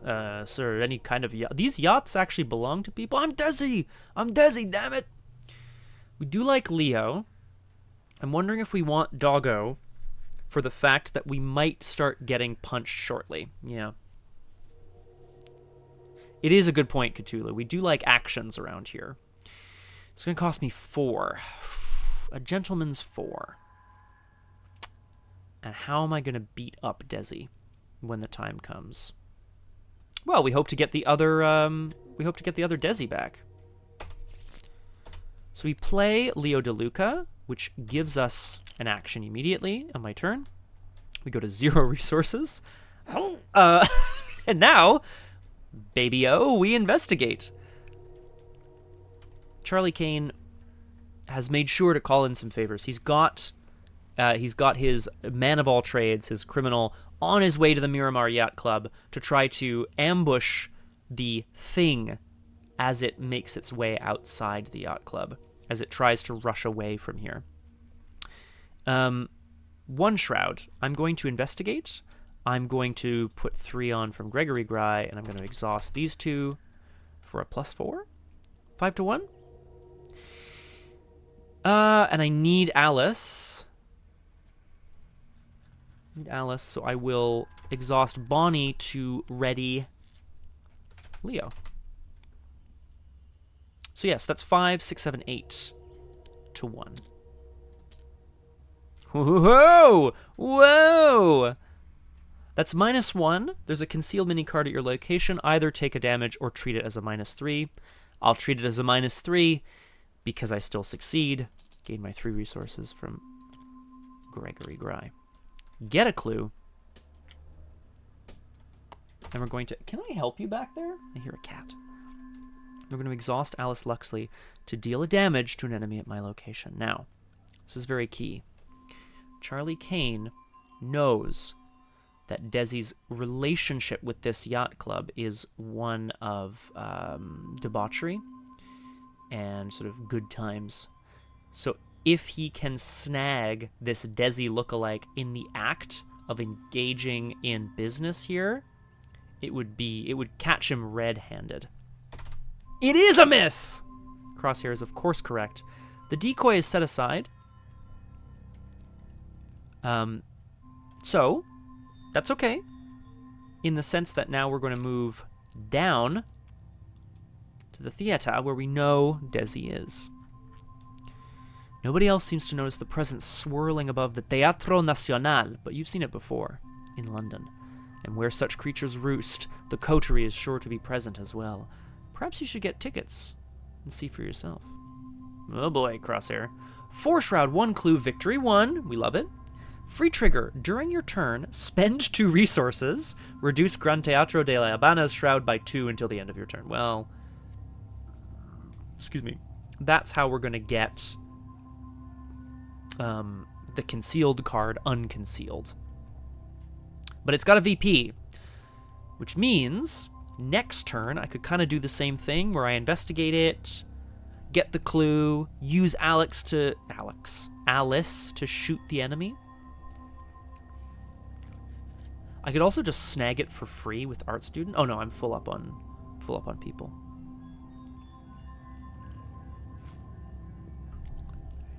Well, Flower, I shuffled in an awful lot of cards. That's a good question, Crosshair. Victory 1 on locations or cards means, well, it doesn't have. It means they go in the victory display after they are resolved, whatever that means, right? Super Dylan. Subscriber. Thank you. Super Dylan, thank you very much. Welcome to Doomed. Wonderful to have you with us. We are currently exploring strange paranormal goings-on in Havana, of all places. Okay. Hi, bub. How's it going, bub? Sorry. No, I'm not going to apologize. That's your voice now, Super Dylan. Hey, you like RPGs? Come on down, Super Dylan stream. You're a cool customer, Super Dylan, and we like you a lot around here. So don't take my weird voice as any indication to the contrary. Yes, Cthulhu, I believe, is correct. There are very few scenarios, if any, that all the scenarios should say, the investigators earn experience equal to victory X of the cards in the victory display or whatever. Yeah, exactly, Flower. Seems unlikely, but... Okay.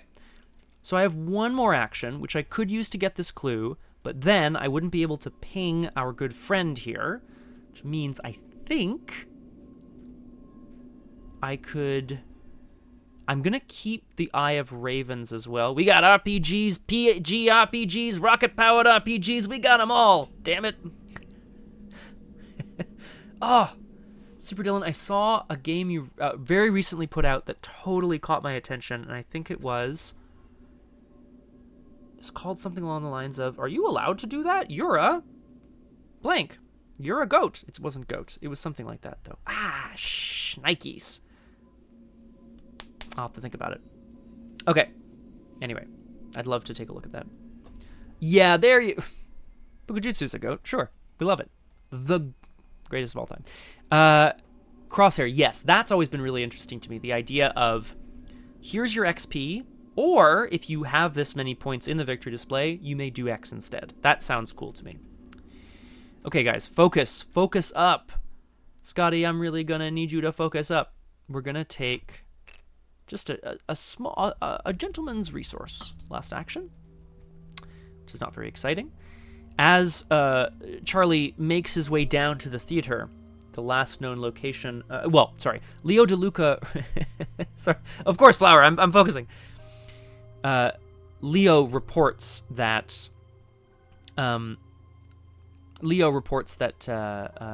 the strange figure in the form of Desi was last seen venturing south towards the theater. So that is where Charlie must go as well. If they can confront this thing inhabiting Desi's body, perhaps they can rip it back out of reality and get the real Desi back at the same time.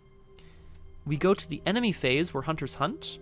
I'm going to have this guy hunt here, and I'm going to have this Paradigm Effacer hunt down. Upkeep. We draw cards and gain resources. We draw another lab assistant. It would appear that way, Flower, but god damn it, now that you've said it, Flower, I'm... We go to 5 out of Victory's Secret. Ooh! You get the mail order catalog from Victory's Secret, and you spend them that way, okay? Hey, yo. We go to 5 out of 6 Doom. He's fine, folks. And we draw an encounter card. Charlie takes a moment to smooth his somewhat ruffled attire as he proceeds to head inside the theater to confront an otherworldly secret. Schaffner's secrets. Oh! Conspiracy in red! Okay. Some people may not like this art. I think this is awesome. There's just like a figure on the side coming. This feels like a still from like an Alfred Hitchcock movie or something. The moment she described his outfit, the line went dead. Revelation. Fuck. Place a doom on an enemy in the shadows. Shit. Yeah, seriously, Crosshair. I love that too. Actually, that's much better. It's good. If there are no enemies in the shadows, yada, yada, yada. Shuffle the encounter deck. Okay, well, I'll shuffle the encounter deck, and I will place a doom on an enemy in the shadows. There's only one, and it's Desi, which means we are now at 6 doom, but I've already checked whether the agenda should advance, and it didn't. So, this is the best time for this to happen. Plus, I think we're going to deal with Desi. A lickety-split. Okay. Back to the investigation phase. Charlie... free encounter draw! I mean, basically.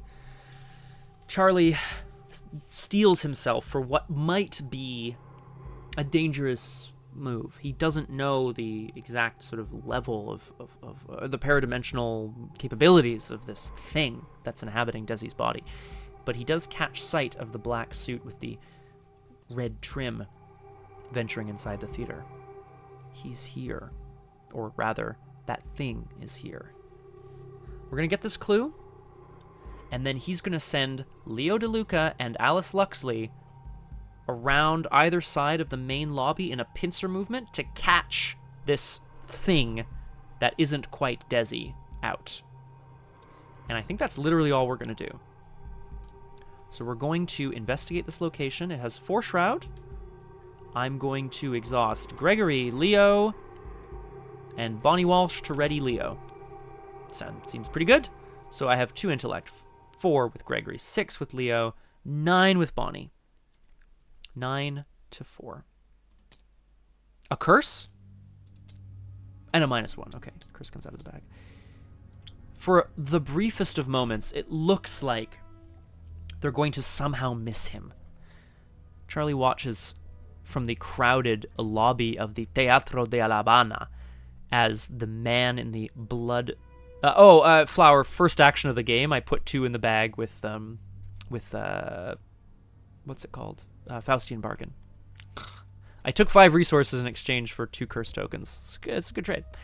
For the briefest of moments, it looks like Leo and Alice won't be able to get to him in time. Somehow they're being slowed down by people passing servers, ushers taking tickets. The chaos inside the theater is making it so that the man in the blood-soaked suit can simply breeze through and disappear. But not quite.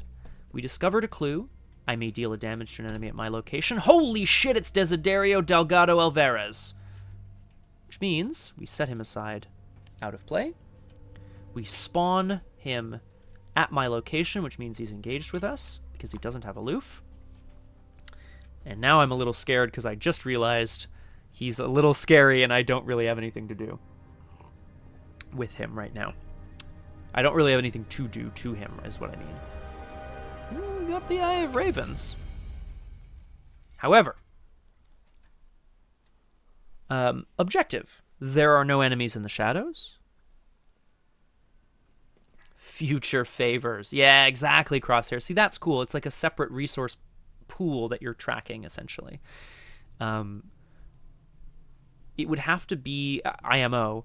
The rewards you get from that would have to be equivalent to things you could buy with experience, because otherwise you'd end up with a bunch of stuff from the campaign, but with a level 0 deck, essentially, which is, like, scary, right? Yeah, no, of course it would be good stuff, but it's like, here's a stick with a spike on it. Like, is that, is it good? I don't know. We're doing it, folks. We're spending a clue to advance right away. I still have 3 actions left. The pincer movement is executed with a bit of fear in his eyes, but Alice roughly grabs Desi's arm, and as his head, or as the creature's head turns towards her, Leo DeLuca approaches and plants a gun firmly in his back. Act 2B, Truths Untold. It's clear now what's been happening to Desi's crew. They're being snatched by the very same entities you and Flint had been investigating and replaced by deadly imposters. But their true objective seems to be eliminating the evidence of their mimicry. Are they trying to infiltrate the Coterie from within? Are these creatures truly intelligent enough for such a scheme? Excuse me. Whatever the case may be, you've tracked down the imposter. Desi is in danger of being erased from existence, or worse. You're not sure you can trust him, but you have to do something to help. Ready the Desiderio Delgado Alvarez enemy, remove all tokens from him, and discard all attachments from him. Okay, well, the doom doesn't matter then. He is readied. Find the previously set-aside Desiderio Delgado Alvarez story asset, flip him to his enemy side. Oh, I see. And spawn him at the same location, randomizing them so you do not know which one is which. Oh, no. Okay, I don't think I realized that this guy also has an enemy side. Shoot. Well, this is, ruh-roh. Okay, so now there's 2 Desis here. I will continue to read the act, and then we'll figure out where we're at. Act 3A. False Light. You arrive just in time to see 2 exact replicas of, yes, seriously. Well, I hope so. I fucking hope so, Cthulhu. You arrive just in time to see 2 exact replicas of Desiderio embroiled in a deadly battle for the fate of his identity. So, as Alice grabs his arm, as Leo goes gunning back, another man emerges from next to him, out of the shadows, looking exactly the same. They both recoil in surprise. In the midst of this chaos, it's impossible to tell which is which. There's no time to study their mannerisms. You have to act. Each copy of Alvarez loses Concealed X, loses Hunter, gains Aloof, and gains the following ability. Oh, shit. Action Parlay. Check the campaign log. Oh, I love this. If the cell knows Desi's past, you ask a question only he can answer. Look at the other side of this enemy. Objective. If either copy of Desiderio Delgado Alvarez is defeated, advance. Do not look at its other side. So, in this fight between the 2 creatures... Oh, God, Cthulhu, yeah. I mean, at that point, it's a 50-50, right? I don't think there's any way of checking which one is which. I might be wrong. I hope so, Flower. I'm really hoping so. So, as a fight breaks out, as they both draw their sweet ass pistols at the same as their little machine pistols at the same time, drop behind counters and start firing over bar tops. I'd be curious, Crosshair. It's a 50-50. She seems pretty good at this sort of thing. They start as Alice runs for cover, Leo dives for cover. Bonnie Walsh and Charlie Kane get behind an overturned table. The bullets start to fly as the two men, well, one creature and one man, fire back and forth. Charlie realizes he's going to have to try to destroy the non-human creature and save Desi. Hopefully their deal is still intact. But how on earth could he do that? In the midst of the chaos, he realizes. Great question, Cthulhu. I believe it says yes. Each copy loses Concealed, loses Hunter, gains Aloof, and gains the following ability. Ooh, okay, so Flower and Crosshair are on the different sides. I will be testing Agnes, because I feel it's important to test Agnes's psychic prophecies. Second action, it's an easy one. Right away, we're going to parlay. The cell knows Desi's past, so I am going to check this one. Charlie Kane, in the silence between gunshots ringing out, when the only sound is the small clinging of casings hitting the floor, Charlie Kane fires a question over the top of the table that he and Bonnie Walsh are hiding behind. He shouts out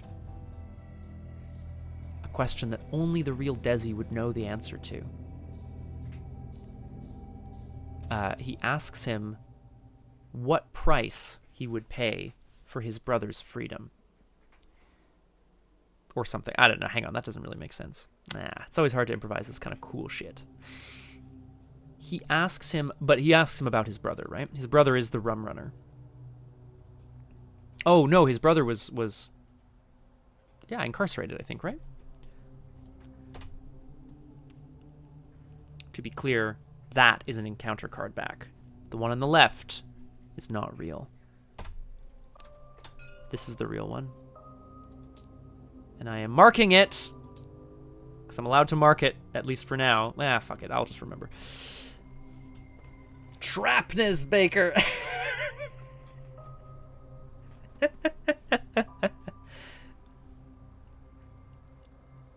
The imposter, Desi, shouts back that he would give up anything for his brother to come back to life, for him to undo the mistakes of his past. While the other Desi, the real one, shouts back that his brother is not dead, and how dare Charlie imply that he is, or something like that. Okay, this is the real one. Great. Parlayed. If either copy of Desiderio is defeated, advance. How do we defeat him? Remind me? I think it says on the card, right? When he takes damage, evade him. Oh, it's not Act 2 anymore, so that's fine. Action. After Alvarez is evaded by 2 or more and there is another copy of him at your location, this copy deals that one 2 damage. Okay, so we evade him and then we let the real Alvarez go to town on this bad boy. Oh, shit. Oh, shit. Flower. Are you suggesting, Flower, that this is some sort of strange parallel version where there's a bunch of Agneses? Well, easier perhaps, but unfortunately our good friend Charlie Kane doesn't have any weapons to bring to the party. He's got no guns. He's got not much going on here. Weirdly enough, oh god, actually, and more importantly perhaps, he's only got Leo. Ugh. Outsider Agnes Imposter! So they're both aloof, which also means I could just leave. They'll just kind of shoot at each other forever. I could leave and try to drag these effacers with me. What does the effacer do? If you end your turn, look at the top card of your deck, set the top card aside as a hollow. Oh! No way, Crosshair. How dare you? It's amazing for a level 0 weapon. How dare you?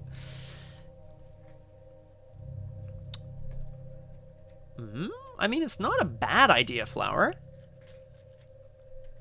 Do we think the plaza would have a victory point, or would... Actually, and more importantly, what do clues do? Oh, they get us victory points.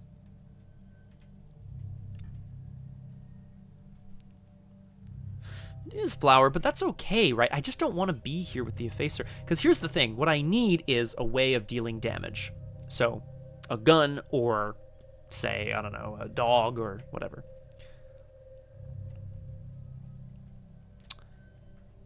I can no longer do that, Cthulhu. Disappointingly. It's no longer on the act. Which is... Oh! Dynamite! Flower! What a great idea! Dynamite, run in, grab the one that's the right guy, and then bang, bang, bang. Oh god, no. Crosshair, no! No! Okay. The Jardines de la Tropical says, when it comes to high society in Havana... Value Town! Value Town. Oh, man. Well, the outsider's dead, and so is the real Desi. Looks like Charlie Kane owns Havana now, chomps down on his cigar. When it comes to high society in Havana, nothing is more iconic than this outdoor venue. But if this is one of Desi's haunts, there has to be something else at work here. The Plaza Hotel says, recently renovated, the famed Plaza Hotel offers all of the modern amenities and has hosted a variety of famous guests. But recent gossip of living shadows and otherworldly figures prowling its halls at night have you thinking there's more at play here after dark. I'm gonna check the Plaza Hotel. I know it's a little insane to not just go for it, but I have time. I'm gonna do this. 2 shroud, 1 clue, victory 1. Free trigger, take a horror. Look at the revealed side of a concealed mini-card at Plaza Hotel or at a connecting location without exposing it. Group limit once per round. Fine. Okay, so that's actually pretty useful as well. Okay, so we moved. Charlie Kane basically having... Let's say that he's going to save that parlay for when he returns to the teatro and they haven't changed sides or whatever, and he'll be able to, you know, do his thing. Last action? Let's get this goddamn clue. We're going to investigate 2 to 2, 4 with Leo DeLuca, and I'm going to commit some icons here. The twin that came second. 5, 6. 5, 6 to 2. Perfecto. 0, clue. And a victory point. You love to see it. You love to see some victory points here. Nom, nom, nom, nom, nom, nom. Charlie Kane's getting better allies soon, friendos. In the enemy phase, hunters hunt. The Paradigm Effacers both hunt to the plaza. Charlie Kane desperately looking for assistance from the police, criminal gangs, anyone who wants to come and help hunt down the thing that has inhabited Desi's body. Just to be clear, so we've got hunters coming in. Desi loses hunter, has alert and retaliate, and loses concealed, loses hunter, gains aloof. Okay, so that's it for the hunters hunt. They're still aloof, so they don't attack me. We upkeep into a guard dog. That's potentially excellent. That is potentially excellent. We go to the mythos phase, where we do indeed go to 6 out of 6 doom. Now, I want to be clear, the memory variant is not attached to the agenda, it is next to the agenda deck, so this continues to persist until we have to deal with it. Agenda 1B, Vanishing Sky. This is as Charlie is looking for any sort of help he can get, any sort of people he can recruit and pay in the Plaza Hotel. A flash of lightning draws your attention to the sky. Or is that even lightning at all? Clouds and distorted space roll through the gloom of night, a shimmer, a blur, a blemish. And then one of the roiling clouds simply vanishes. Perhaps it was just your imagination, but something feels strange. Is it possible the creatures you spotted in London can devour even the sky itself? So either search the encounter deck and discard pile for an enemy with the concealed keyword and draw it. Ooh, very good, Flower. Or Crosshair, rather. It's a good question. Which one is the current Agnes? I mean, what is current, anyway? So I have to either search for a enemy with the concealed keyword and draw it, or reveal the top card of each investigator's deck, draw each weakness revealed, set each other revealed card aside as a hollow. I'm going to do that. I know it seems insane, but I'm going to do it. I'm going to reveal... Balls. I'm going to reveal my cat ally, the cat general of Ulthar, Miss Doyle, as Charlie turns back to head back towards the theater. He catches sight of a cat, one with unusual intelligence in his eyes, exactly, or her eyes rather. And just as it's opening its mouth to say something, it disappears from reality. Well, we don't like that. Agenda 2A, Easy Prey. Being hunted by the Coterie was bad enough. Now you worry any random object you pass on the street or even the sky itself could simply swallow you whole, never to be seen or heard from again. The paranoia, she be real. Forced, if there are 4 or more set-aside hollows, choose and remove 2 of them. Place a doom on the agenda. Okay, there's currently 2. So we're okay. We draw an encounter card. And then we decide if we want to go back to the Jardines de la Tropical or not. Aha! It's Secrets Lost again. Test Will 3. For each point you fail by, choose a non-weakness card in your hand and set it aside as a hollow. If you succeed by 2 or more, you may take a horror and choose a set-aside hollow to add back to your hand. Oh, well, I can't play Miss... I could play Miss Doyle over Gregory Gray. Well, like this Cthulhu, yeah. And Crosshair is correct as well. This lady in red seems... She seems to be powerful here, perhaps. We should try to pass this test. I have 1 willpower. Bam. 2, 3, 4, 5, 6. To 3. This feels correct. I'm going to just put the music up slightly because I feel like it's got a little quiet. 6 to 3, team. Let's do it. Tablet, which I think is -3. -3. Still a pass.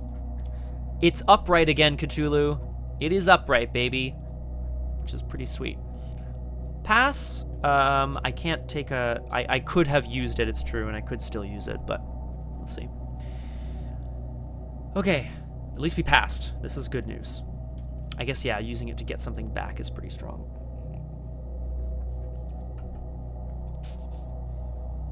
Okay, Crosshair. If I run to the Jardines de la Tropical, then these Paradigm Effacers are going to come back to the Teatro.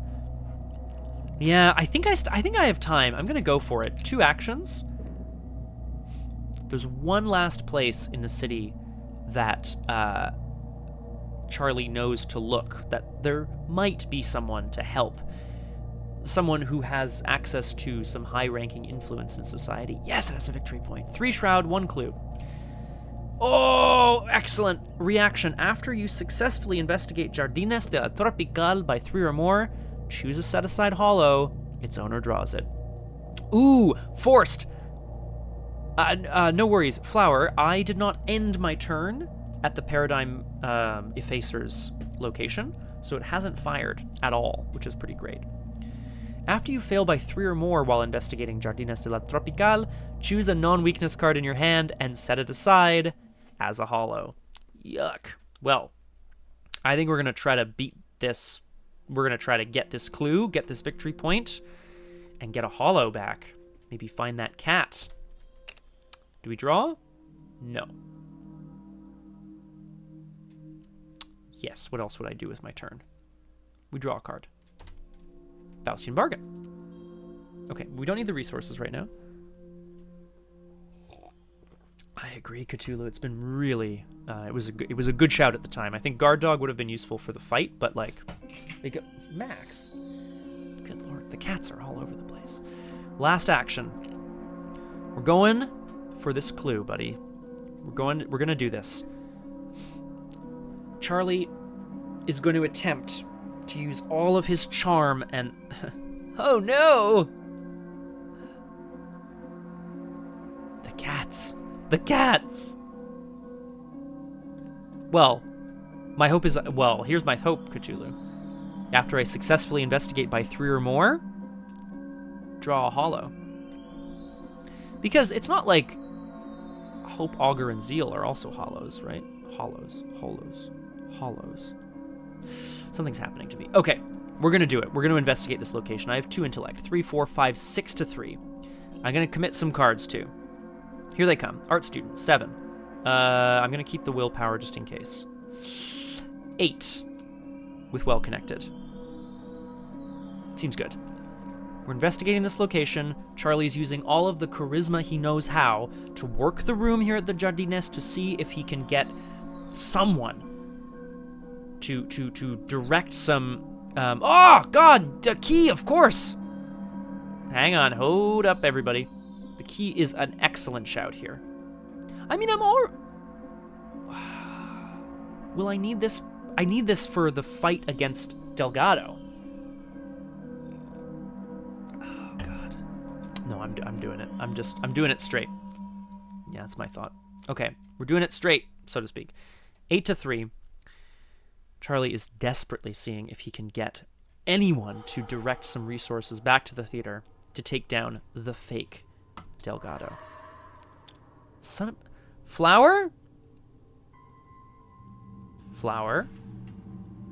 I'm not happy with you right now.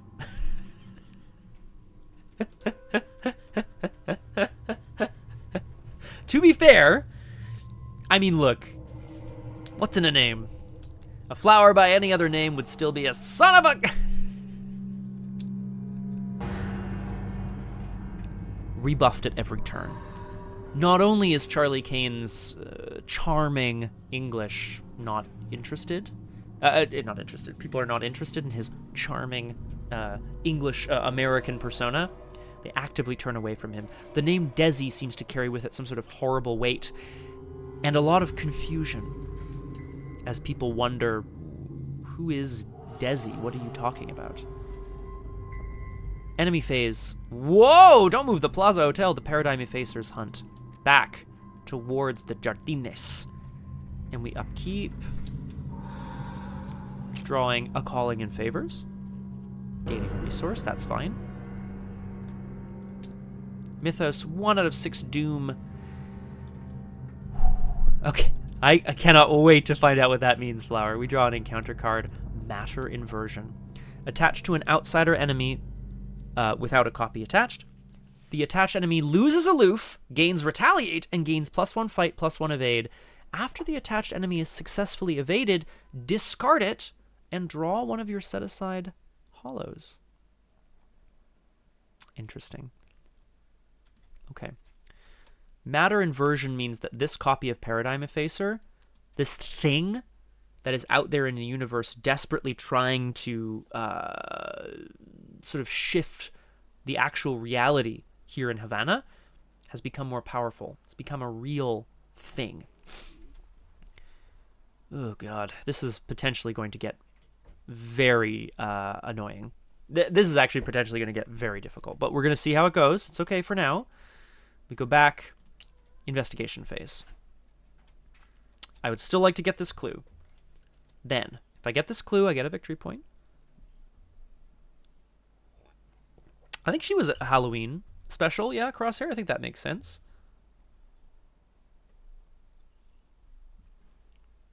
Yeah, I mean, what is worse anyway? Oh, did I lose my music again? Oh, gosh. Okay. So,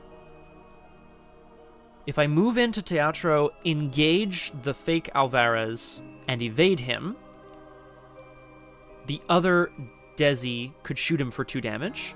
I would have a bunch of crazy-ass shit attacking me here. But, like, I have so much soak, I feel like I can just do this. Guard Dog would be a great thing to put down on the board. Maybe I'll run a bit and get the hollows to run away as well. Yeah. Okay. No, whoa, flower, hang on, whoa. This is the fake one. This is the real one. Okay? All right, careful. Oh, the fake one is the right one. Whoa. Whoa. First action, we're going to investigate. We're going to get me some sweet-ass tokens. We're investigating at... I'm keeping my Eye of Ravens for the key fight or evasion that I have to do. I'm investigating. I'm at a 6-3. We're going to go Bonnie Walsh to go to 9. No. Yeah, 9-3. 9-3. Let's do it. Elder Thing, which is -1. So, success. We get the clue. And we can bring someone, one of my hollows, back to hand. Which is quite nice. Now, what I actually want is the guard dog. However, Miss Doyle has the cat general, crosshair. We're gonna... I mean, look, you know, weirder things, and maybe I don't mind taking a bunch of hits. We've never seen Miss Doyle on stream. This is, as Charlie Kane despondently leaves the party, having not been able to work the room, there is a hiss, and a cat tumbles out of thin air directly into his arms, looks at him, and winks. And then smiles. This isn't my first time out of the Dreamlands, you know. Miss Doyle is a Dreamlands ally, a cat, the cat general of Althar, no less. Forced, after Miss Doyle enters play, search your bonded cards for Hope, Zeal, and Augur, who are 3 cats. Randomly choose 1 to put into play, shuffle the other 2 into your deck. When Miss Doyle leaves play, find each of those assets and remove them from the game. So, this is nice. We're gonna...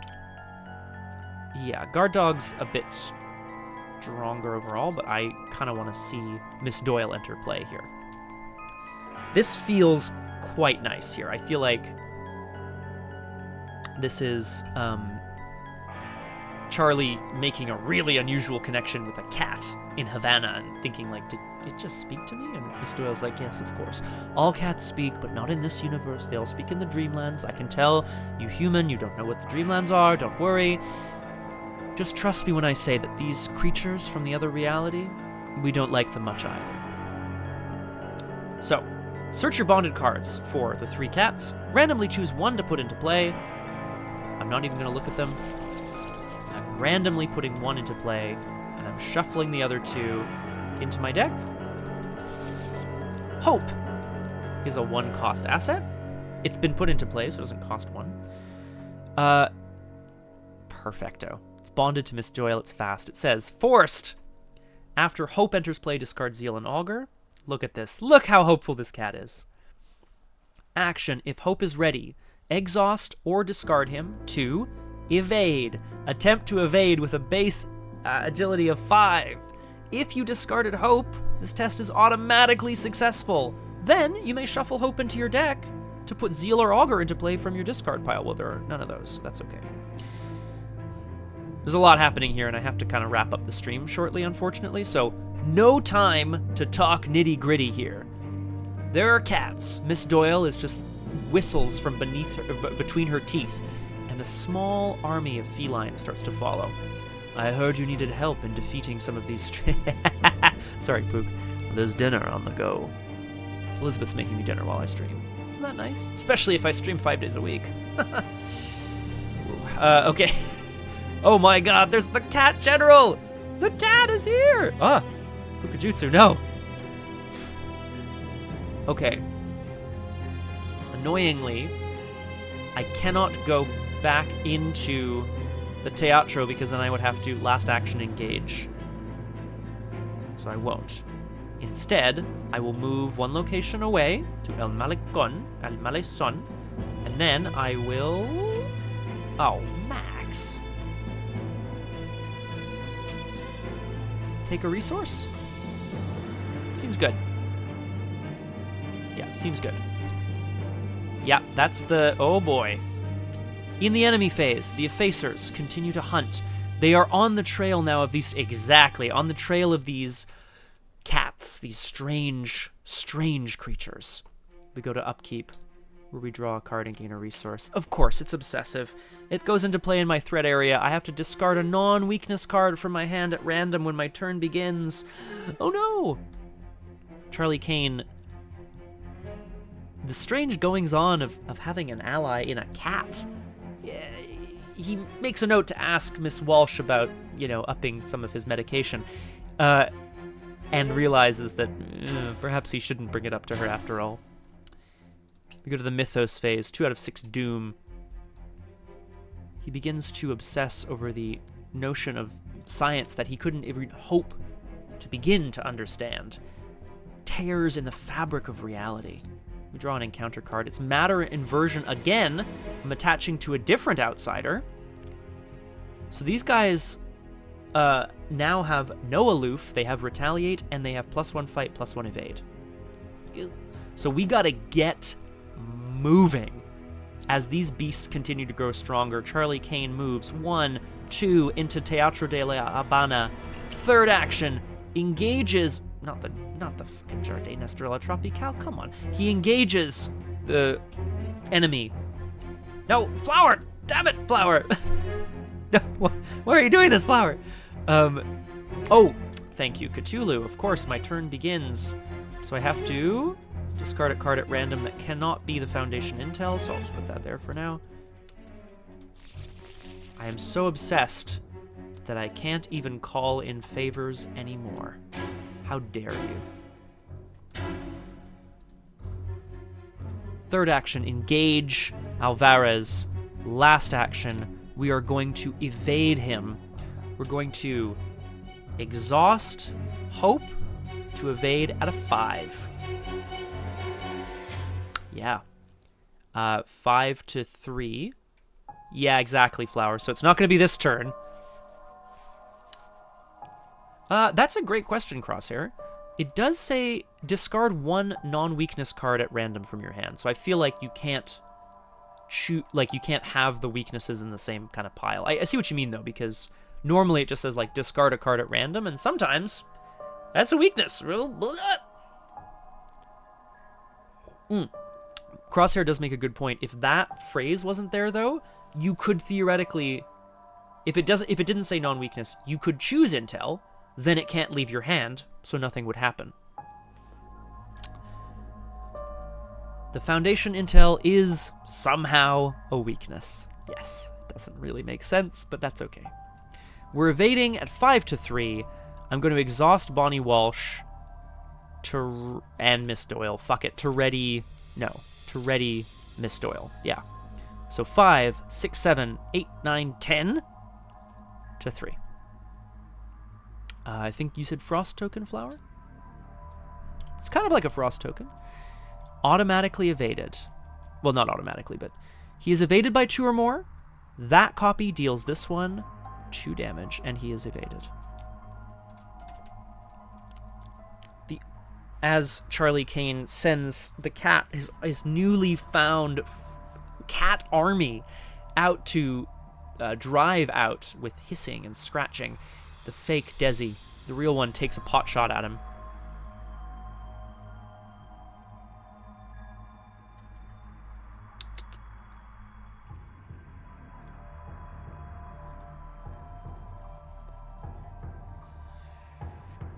That is, you did say that, Flower. Oh man, hang on, Cthulhu. I'm all kerfuffled, and I want to make sure this copy of Alvarez is the fake one. It has an encounter card back. I haven't changed them. This is the one I want to kill. So I evaded it. There is another copy of him. That copy deals this one 2 damage. Right? I'm not. Anyway, this is how it makes sense to me. So how I'm gonna do it. Flower. I will look at them to be sure, okay? But I would feel really dumb otherwise. Charlie Kane whoops in triumph as the bullets strike true. But the man in the blood-soaked suit simply looks down, smiles, draws his gun, and starts to fire back. As strange...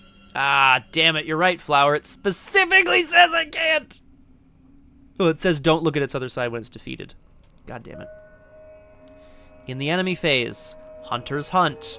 This is going to get real tricky, my friends. We now have 2 copies of Paradigm Effacer. Oh boy. Engaged with us. But we have a plan. The plan is specifically to defeat the fake Alvarez. They're hunters. I didn't end my turn there, but they're going to attack me. They have +1 fight, +1 evade. They have retaliate. Yeah. They don't take cards from me because I didn't end my turn here, so I just take 2 damage and 2 horror. Easy peasy. Lemon squeezy. The windows begin to morph and shift and shatter as the strange things from outside make their way inside, congregating around the fake Desi. Oh my god, I cannot believe it, Cthulhu. It's wild. We draw an encounter card. It's the Otherworldly Mimic, an aloof hunter. File AV261 supplemental. Subject appears to have returned to normal state of matter. Ugh. Oh, it's a carriage that's turned into a vortex. Aloof hunter, so it's at my location. If Otherworldly Mimic is ready, when an investigator at its location plays, commits, or triggers an ability on a copy of a set-aside hollow, it attacks that investigator. Okay, so if I were to play a copy of Calling in Favors, it would attack me because it's taking on my business, taking on my surroundings. And I agreed, Crosshair, this is gonna hurt. This is gonna hurt potentially a lot. However, we need to make this happen. First action, engage the fake dead. Ah, fuck, you're right. Okay, yeah. First things first.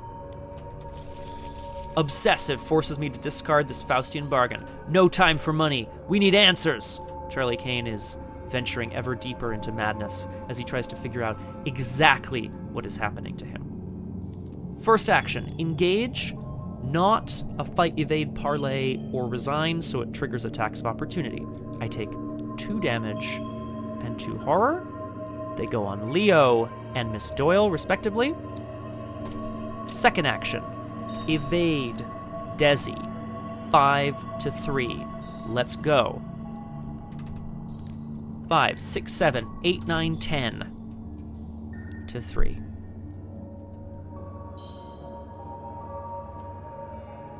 Oh, yeah, why not?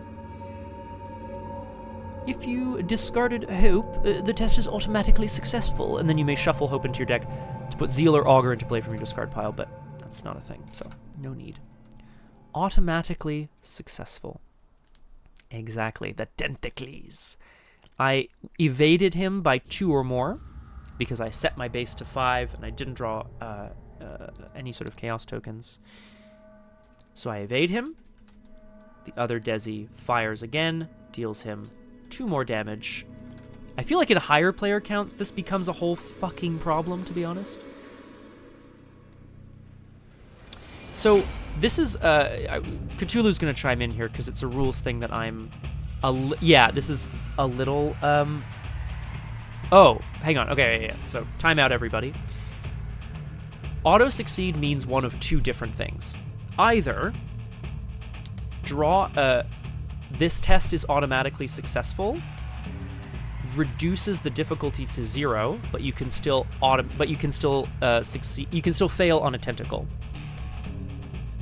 If you discarded Hope, this test is automatically successful. Hang on, though. Hang on, Cthulhu. If Hope is ready, exhaust or discard, evade, attempt to evade with a base value of 5. If you discarded Hope, this test is automatically successful. That reads to me quite clearly. You're evading at a 5, but it's automatically successful, which reduces the difficulty to 0. That's how I choose to read this. May be wrong. I will point out... Right, yeah, exactly. I can do this, right? So... This is the problem, Crosshair. There's and oh god, hang on. I'm actually just gonna look it up because I feel like automatic success and failure. Where are you? There's two different situations though, which is why I'm so confused about this, and maybe I just need to like get my shit together and actually read it. Some card or token abilities may cause a skill test to automatically fail or automatically succeed.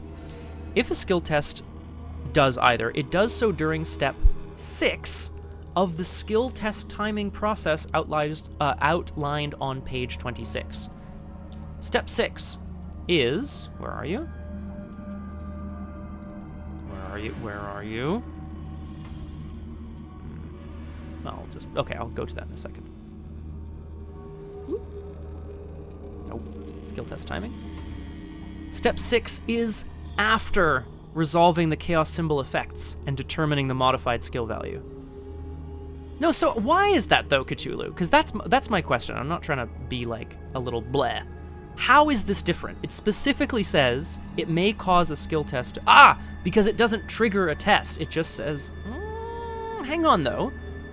Again, it says, attempt to evade with a base value of 5. If you discarded hope, this test is automatically successful. I imagine, oh, you're on your phone too. I'm so sorry, Cthulhu. Because I imagine someone on the internet is just like, bleh. I'm going to post this a little later. I do need to end the stream shortly. So, either way, I would succeed because I have enough icons to go up high enough to succeed by 2 or more against Mr. Alvarez.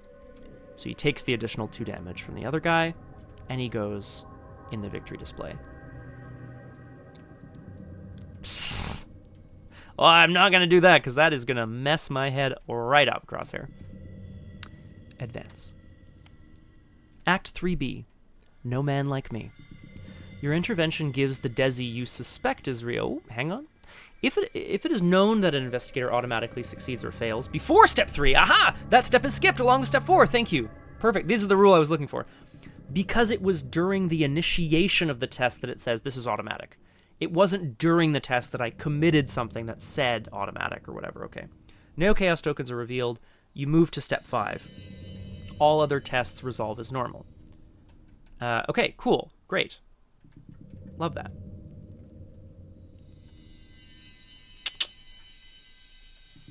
If a skill test automatically succeeds, the total difficulty of that test is considered 0, as per the rules. The difficulty was 0.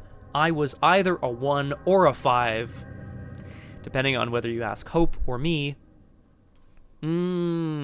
Correct, Cthulhu, yes. And there are cards, skill cards, right, that you commit that say, do this automatically successful or whatever.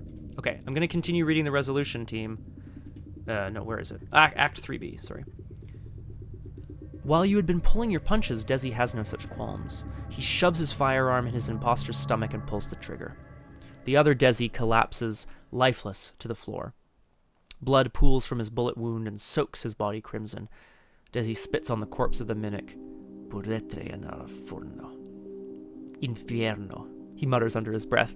It's no Spanish for me. Then he clasps your shoulder and gives you a grin. Thanks, I really owe you one. From what you can tell, his mannerisms seem perfectly natural.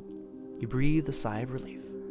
For the remainder of the campaign, you're gonna like this one, Flower. Do not look at the other sides of either copy of Alvarez until you are instructed to do so. Find the copy of Desidero Delgado Alvarez that is in play. Store this copy in a safe place where you may refer to it later in the campaign. R1. This is the safe one. Goes here, next to the man in the red gloves. Where's the man in the red gloves, anyway? The red-gloved man, there he is. And I'm going to put their little cards right next to them.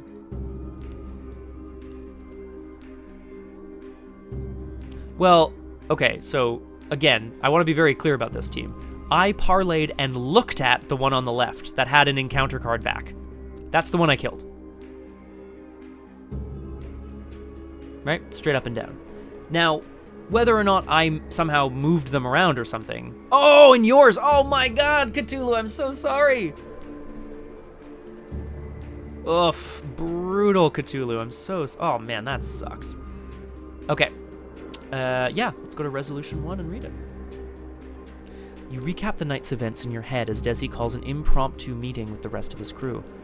I have to sort through this, he mutters to you in frustration. The fact that any of them could be, well, it put things in perspective. Not sure who to trust. He certainly seems to be back to normal. You must have made the right choice. Then again, your mind wanders to the version of Desi who stalked you through the rainy Havana streets, to gunshots and distortions in the sky. You can't help but to continue to scan Desi's eyes for any sign that he is not who he claims to be. You find none. Or perhaps the mimic simply knows how to act now that it's been in his skin for so long. Well, he interrupts your thoughts. I guess I owe you my end of the bargain. Blackbird solitaire. Blackbird solitaire, he repeats, you blink in confusion. It's one of the passphrases for my hideout in Ybor City. Ooh! Ooh! Okay, we rotate passphrases whenever I grant someone access in my crew, which is rare. Not even the rest of the Coterie knows how to get in.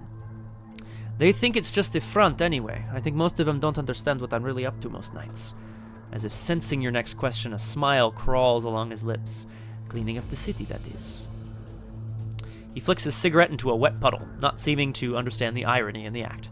Anyway, 7th Avenue, old condemned cigar factory. You can't miss it. You'll love it. You'll love it, Charlie. Got at least one of those things you're after stored inside. Just give it a week or two before they get the message about the new passphrase. Then it's all yours. Give it a week or two. Then Desi loads a new magazine into his Thompson and turns to address his crew. Now, if you excuse me, I have some imposters to root out. You decide to leave before you're forced to know exactly how he plans to do that. Desi is in your debt. You know the passphrase, Victory X, and something more. 4 XP on the board. 1 from the fake Desi, which we assume is the fake Desi. I'm going to put him over there. That's 5 XP. Goes right in the bank. Too much. Sorry, Desi is in your debt, and you know the passphrase. In our debt, and we know the passphrase. Well, this has been very exciting. Let me just put that out there right away. This has been a very exciting scenario. I loved Havana. Havana. There's more, though. In your campaign log, under time past, find the 6th spot from the current time. Under that spot, write Theta? When you reach that time, go to Theta. Don't look at the other side of Alvarez when you clean up. Mark 2 time, you may embark. Okay, so I'm marking a Theta. That's fine. I'm marking. Theta is going to be 6 from here. 1, 2, 3, 4, 5, 6. Okay. Well, exactly. So, you're all going to have to, unfortunately, wait. Because I'm marking 2 time, which is both the beta update and the psi update before we embark.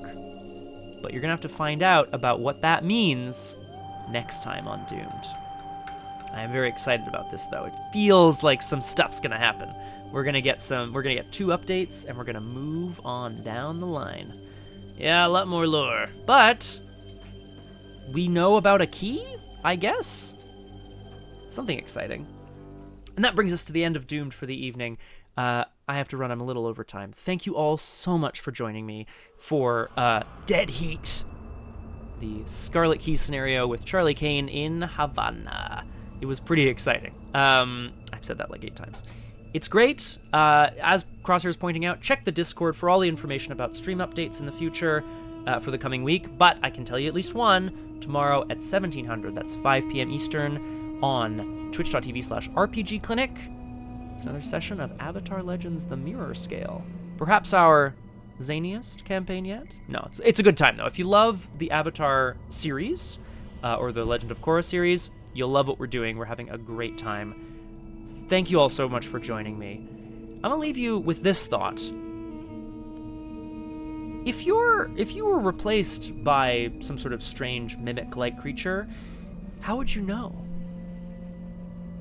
Catch you next time.